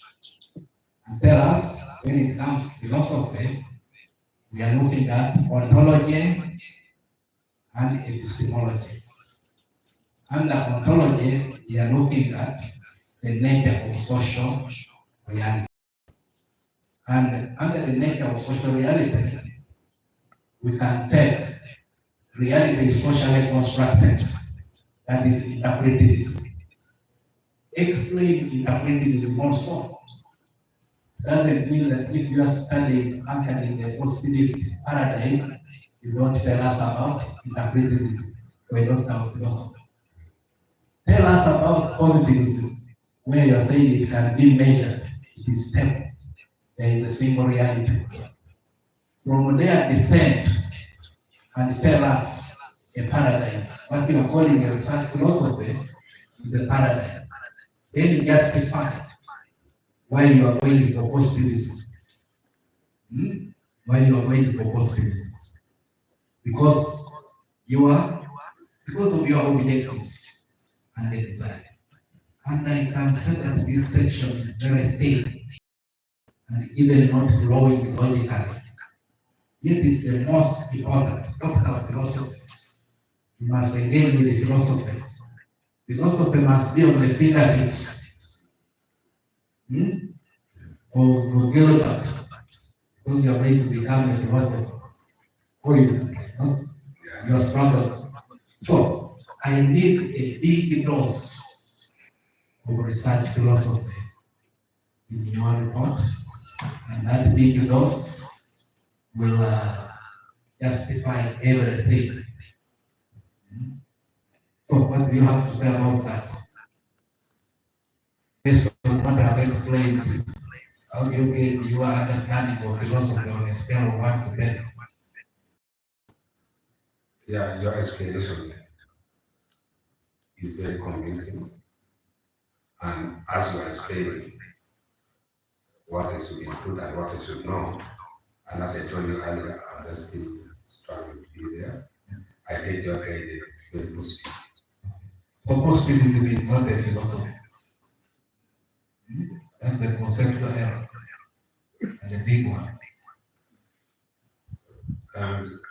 me personally, I was taking it as one of the philosophical studies. Yeah, that's what. Okay. That's what. I think it methodology before literature review. Oh, that's the arrangement. Okay. Maybe let's complete methodology first. Methodology first. Go to the next slide.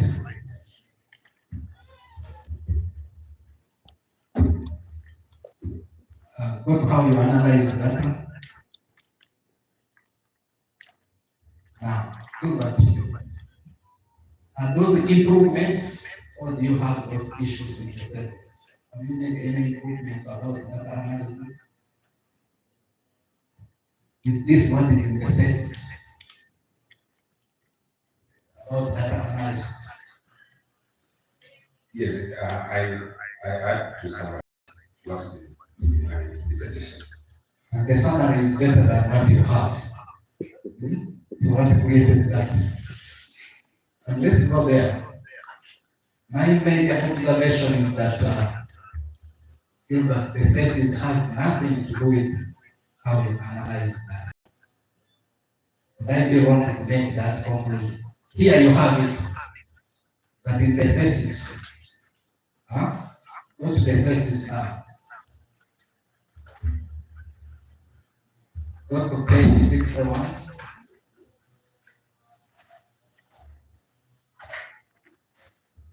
Data management.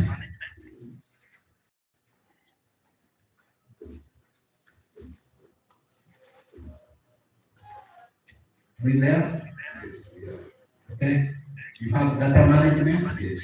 3.11.1 is data processing. 3.11.2 is missing data analysis. Yes.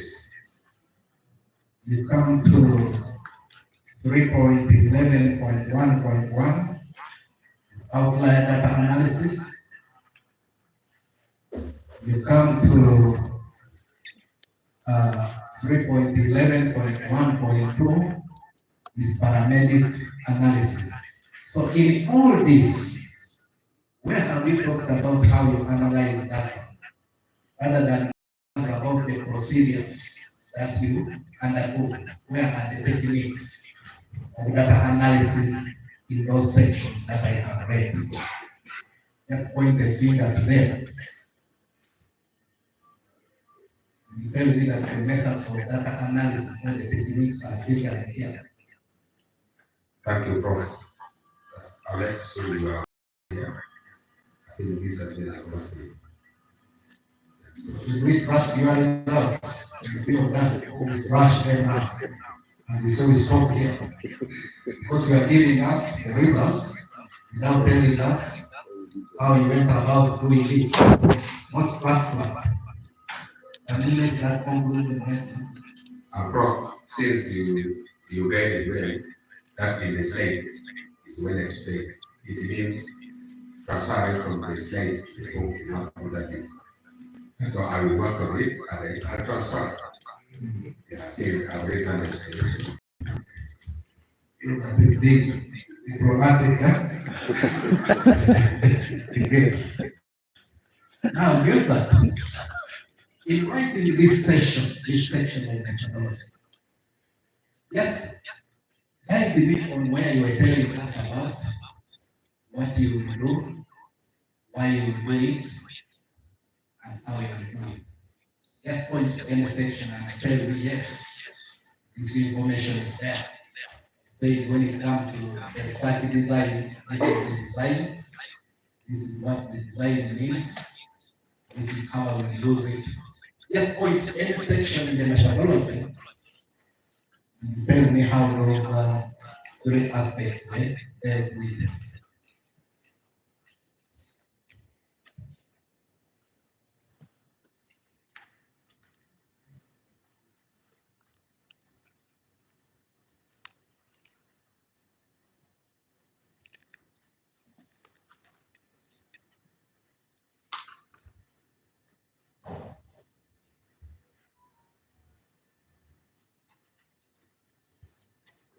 If it's not there, you can see.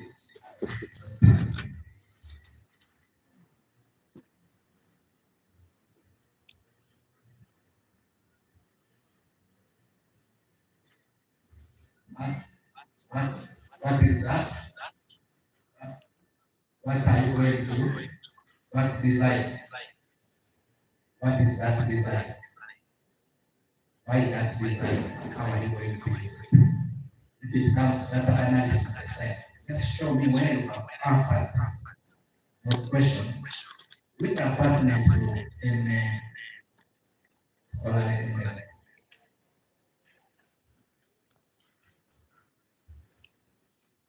Maybe I respond to that later as a yeah, as a open outside, but just say something and give the address.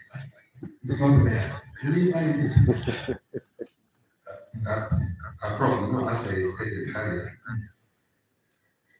this book I want to use for a long time, and you're not trying to summarize, and as we did this sometime, that's why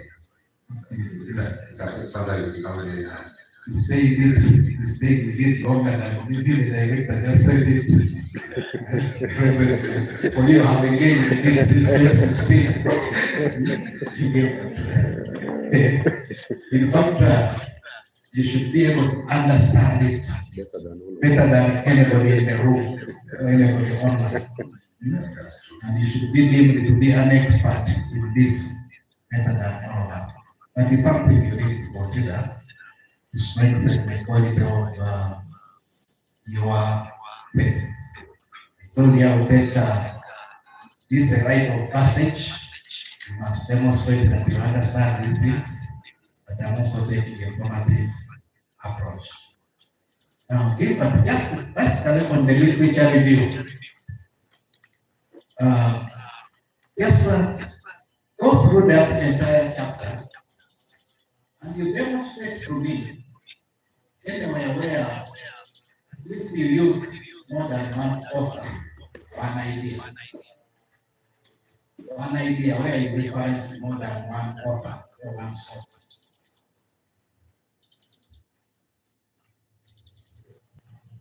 Thank you, Rob. If you look at page 18, yeah, on the theoretical review. Yeah, where You're putting ether. That the invitation. Let me just send the message. You don't need to label this.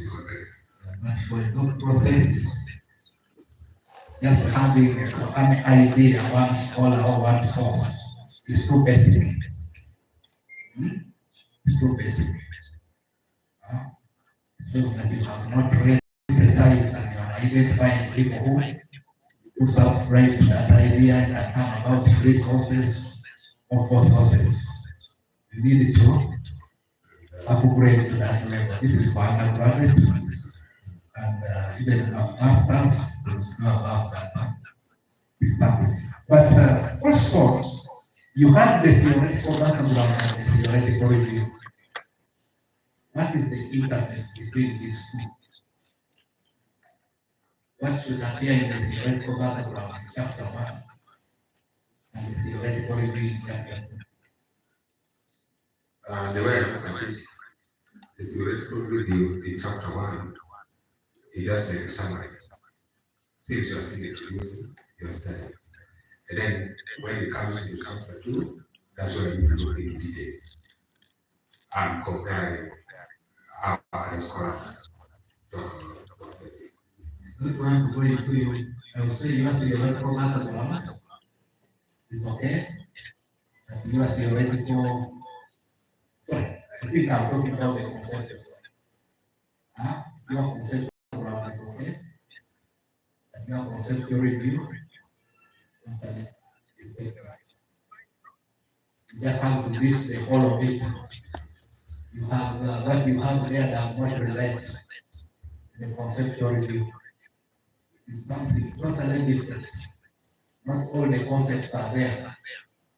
But even what they're telling us has nothing to do with the concepts. So just take note of that. Is something we don't need to remember on, but it's an area that requires strengthening. And finally, on chapter 2, why do you decide to justify the study in chapter 2 rather than creating a section for the justification? Should I just conclude that this study is justified based on how you have articulated the doubts? So I can tell us as this study is needed, as this study is needed. That's why I say you don't need to justify the study in chapter 2, but create a section for the justification. I found that problematic. But also in the literature review, your voice is marked. Or if it's there, it's very minimal. I know GilbertOlanya is very vocal on the floor of parliament. They expected GilbertOlanya to be vocal here. To hear his voice. Saying these people are saying this is mine. Just like you are vocal on the other side. We have never met, but I appreciate how you do it. Yeah, borrow those things and put them here. And still repeating people. So, again. So, let's go to the findings. The findings.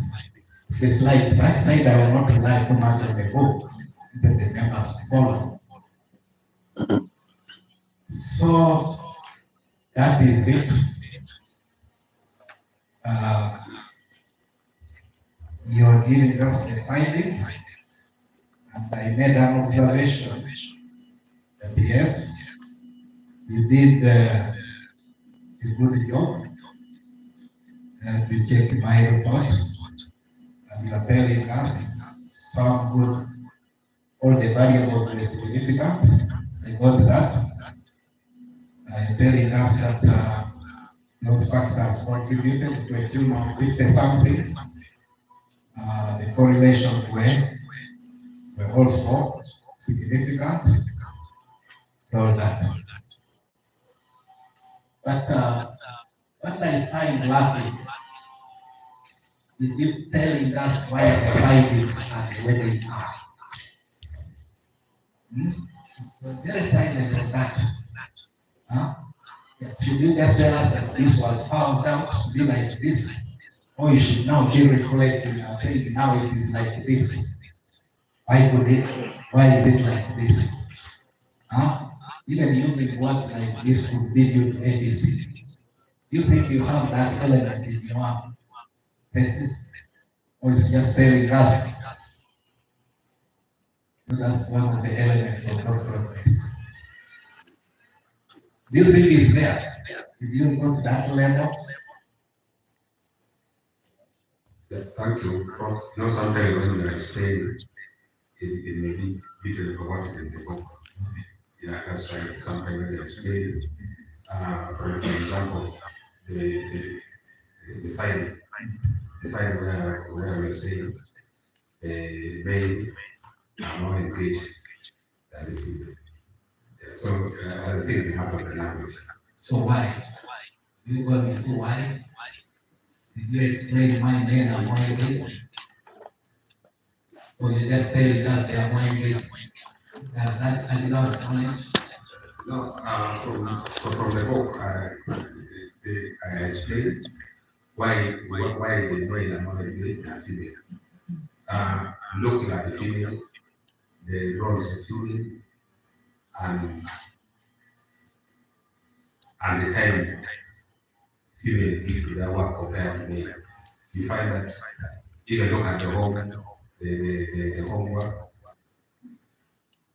female normally do so many things, therefore their level of engagement is quite low even compared to male. You know, even in the family, for us male, we normally wake up in the morning and we move without mind of certain things at home. Therefore, within the school setting, the male teachers normally wake up in the morning when he's determined to work, he just move and concentrate on work without minding other things. But when you leave home, you'll be thinking of the children, what to eat today, what will happen to your husband. Therefore, it makes them not very so much engaged compared to. So, That's how I look at it. Gilbert, where can I find that beautiful narrative? Your work. Where can I find that beautiful narrative? And that's what I want. Why are the findings the way they are? I'm very silent on that. And the philosopher now, now big, asking the question of why should never, when you are writing, huh? Why? You ask me. Very beautiful narrative. Prof, in case I do not indicate it clearly in the book, I will work together with Supervisor to make sure we incorporate the ideas in the book. Now, Gilbert, why did you sample the private schools based on ownership? Government owned and private. Government owned, all aided, and then private. Why did you choose to do that, not to use just one category of ownership? I decided to look at government schools and private schools simply because if you compare in the national exams, you find that private schools are performing far much better than government schools. And if you look at the intervention of government in the government schools, whereby government pays the salaries of teachers, they have teachers' houses, classrooms are well built, but in private schools, if you compare the payment in terms of salary, teachers in private schools in that area, they are paying lower than teachers in government schools get more money than private schools. But in the performance, the private schools are performing far much better. Therefore, I wanted to find out the level of engagement of teachers in private schools and the level of engagement of teachers in government schools. So do your findings create that differentiation we have learned together? There are some insights that we can take when it comes to the level of engagement. This is for private, this is for public. When it comes to this, so that we just find that differentiation. Do you always have points to that?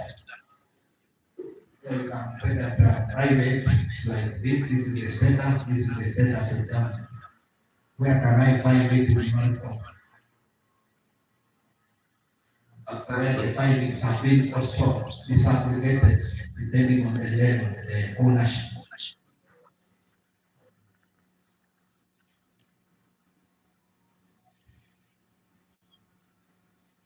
That's going to be where that can be found.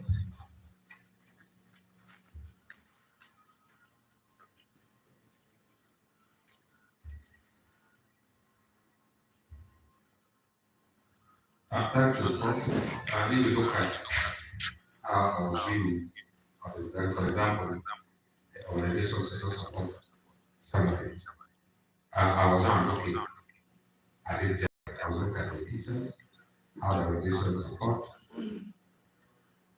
how engaged teachers are. I was not trying to put the primary schools and public schools, but I was looking at the general engagement teachers. If you look at maybe 116, 116, where I did organizational social support summary analysis. So I was trying to summarize. But in the area of you think we have to deny that some insights. Those issues which may vary depending on the ownership. I think we can leave it at that. So in the presentation, let's go to the discussion. And I just want your observation that just count your discussion. How many pages of discussion do you have? Count for us the number of pages that you have for the discussion. And tell us that we are double spaced. Or members to understand what I'm talking about. From page 1 to page 1.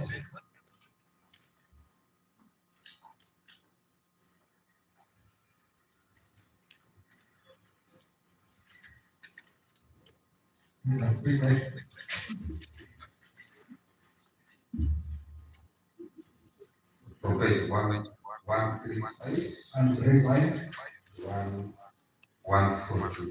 142. Where How many pages are this? somebody will find it confusing. You need discussion on this. The discussion, the entire chapter. How many pages?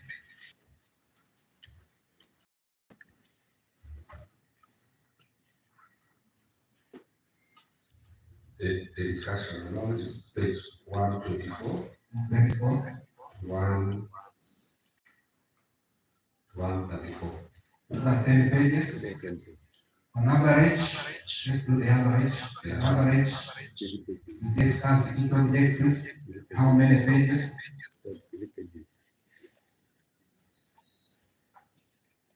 The average. 10 divided by 3. Is it by 4? 3. Yeah, roughly 3 pages. 3 pages. But even there is some information which doesn't relate to the discussion. So me, I will put that in that too. You think that is adequate for a doctoral study? Just answer my question from that perspective. Have you read articles that may respond to the same objective, but they have a discussion on 10 pages? Just something about the adequacy of what you have. They don't problem. The way I look at it, the number of pages may not matter much, but the quality of the information matters. You may have 100 pages, but you don't have. They have a few pages. Discussion with your voice out. That is Gilbert. Discuss. And you must demonstrate that Gilbert understands this. To use Colorado words, it's not a joking when it comes to this area. That is where Gilbert's expertise must be demonstrated and where people recite Gilbert. But we're talking about the moderating effect. The moderator. On how many pages have you discussed article? Even look at the results of the discussion. Is it more than a page or about half a page? When you are discussing the moderating variable and even providing results on it. But here you have how many pages? Less than a page. Yeah, I think I'll work on it and improve. But it's learning, that's like taking it now. Because it works. When it started, now becoming a norm. You have not discussed it. But also, if I say that when you have a discussion, is an expression of literature review and providing the findings, what would you say? Let me make that observation that I want Gilbert to defend himself. And my position is Gilbert doesn't have a discussion of the findings. What Gilbert has presented is an extension of the literature review, but he incorporated his findings. How will you defend yourself against that allegation?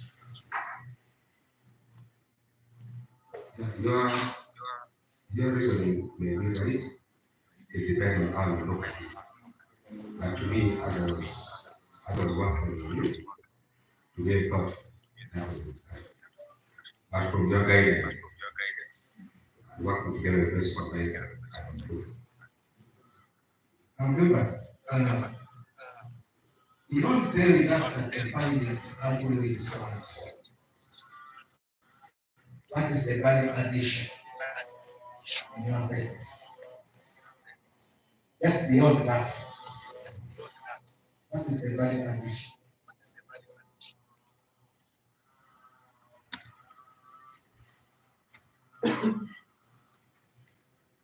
Just tell me where you find any value addition beyond telling us you are finding the corporate science. Should we say go to the field for a doctoral project? Just tell people that narrative, huh? If you look at page 126, let me read it probably. But what it says,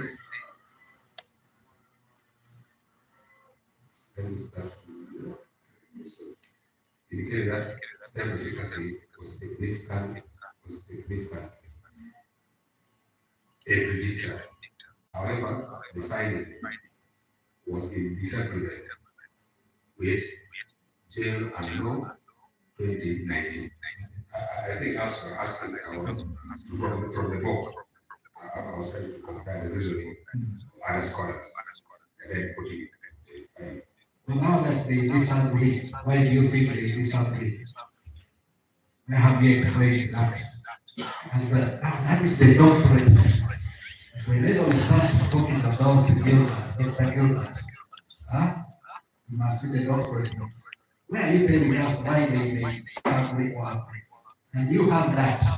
Where they agree.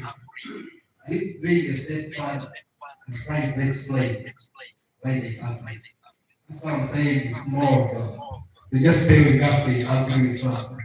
So the question of so what is missing. What are they missing? And unless you incorporate it. Thank you for that, Prof. But I read that and that's on the subject. Nothing is on the same page. Okay, finish. Maybe to give you some justice. Yeah, maybe we can say the finding with GR 2019, who indicated that no demographic variable had a significant impact on employees' engagement. Yeah. So I think that was the reason that we are asking, because there were reasons that there was no demographic. But you have no discussion. Telling me that the findings are agree so and so. It's not a discussion. It's not a discussion. Yeah, Even if I say we are discussing here, they can discuss. Am I just talking as that? So you don't have a discussion. You agree with me? Okay, go to the conclusions. I think the rest of the comments I will reply. okay. Tell me the difference between the conclusion and the finding.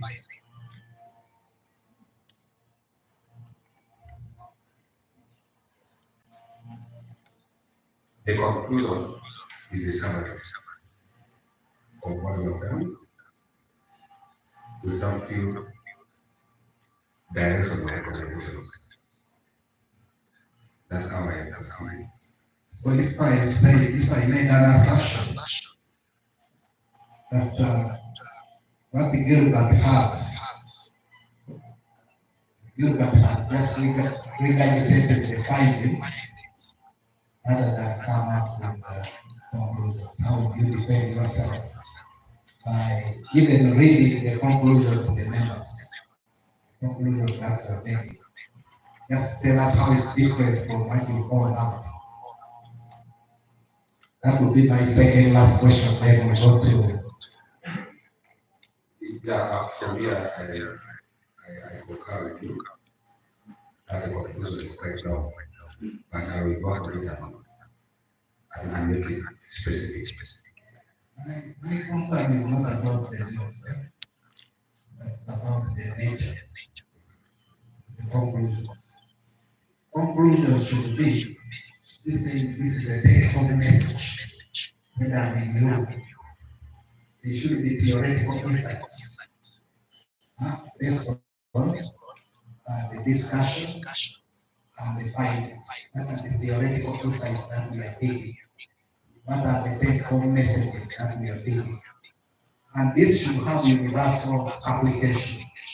That whether I'm in Europe or Australia, I said this conclusion applies. And not demonstrate it with the audience. That's like we shall say, if you are talking about having a creative study content, it may not have theoretical generalization. It may not have that empirical generalization, and it may have theoretical generalization. So you need to reflect on that. Now, finally, one of the hallmarks and the major hallmark of the doctoral project is that it must contribute to knowledge, it must advance the frontiers of knowledge, it must be original, it must be novel. So let's go to and that's where the contribution lies. And that is what is best taught to award a doctor of philosophy. So go to the contribution and you tell us how that contribution can go to the slide. In contribution, in the structure, you talked about contributions, the outline of your presentation. So, thank you. Looking at the contribution of this, my side contributed by identifying those factors which are necessary when you are promoting work and people. And those factors that is identified are gender, age group, teacher's position, self-efficacy, leadership support, and support. So to me, those are the contributions of this time.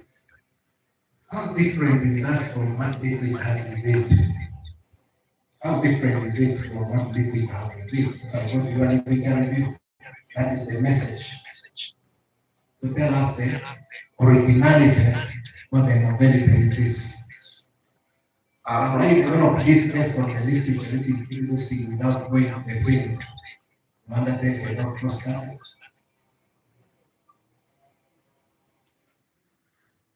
With the literature review, I was trying to compare what other scholars talk about working this. After reviewing and looking at what they say about working this way, and then finally, my work now is zero on this board. And where I was reviewing the literature, I had, like in individual characteristics, we had about 7 concepts. And then finally, looking at their influence, I now came to 4 concepts, where between this one contributed when it was working with. That's what David just says. Just reduce from what we know. How have you enhanced our knowledge? What is it that we know now that we did not know before? Mostly, what will happen with research, you go in the field, you collect data, and then you compare the data you collected with available data. And then maybe what I mean is that in the literature is saying something which is similar. And then that will now be for my advantage. That the literature will support what I found on the ground. So we have some medical students here.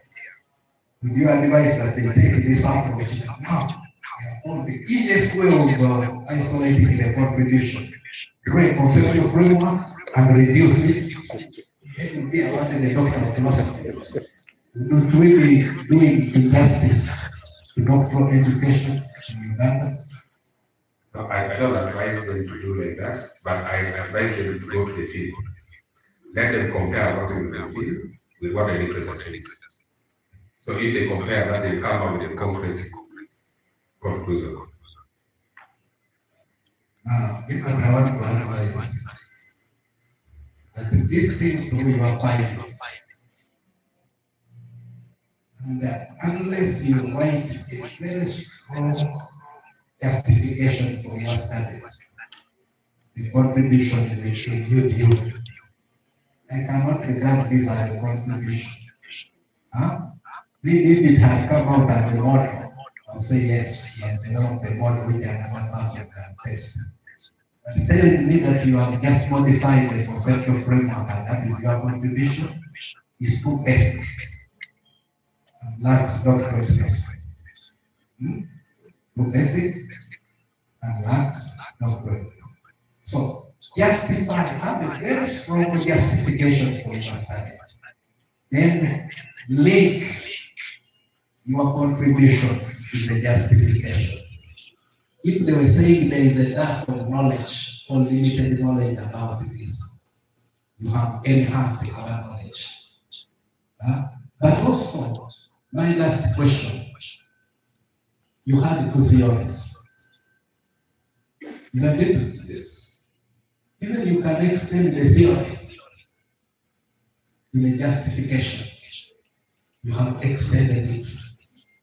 You have confirmed it. But also, beyond having the theories in chapter 1 and chapter 2, where do these theories feature in the rest of the chapters of the thesis? Just help us to understand that. Where do they feature? How do they shape data analysis and all that? Where do you say maybe you extended it and all that? Will they spoke in chapter 1 and 2? Tell us in the subsequent chapters where you use the theory. And that is my last question. Chapter 4, chapter 5, and chapter 6. Tell us where you talk about those theories that you use and how they shape your analysis. Thank you, Prof. I'm looking at my book. So I think the theories are not mentioned directly, but I think I work on improve on that. Thank you, Chair. That's my engagement in the cabinet. All right, a big applause for Professor Douglas. Yeah, just really fruitful engagement. And at times when you are a PhD student and you present, you think here you will talk of things. Not until you meet a document and then it's like, well, you have escaped the ocean. Yeah, so that makes the end of water true. And first, it is 1-1, it is a draw. There is still hope. Yeah, so if it is a draw 1-1, yeah. Donald, you know. Yes, maybe just a tip would help a bit. We can stand up, and then I know the brother can give us something to stretch, help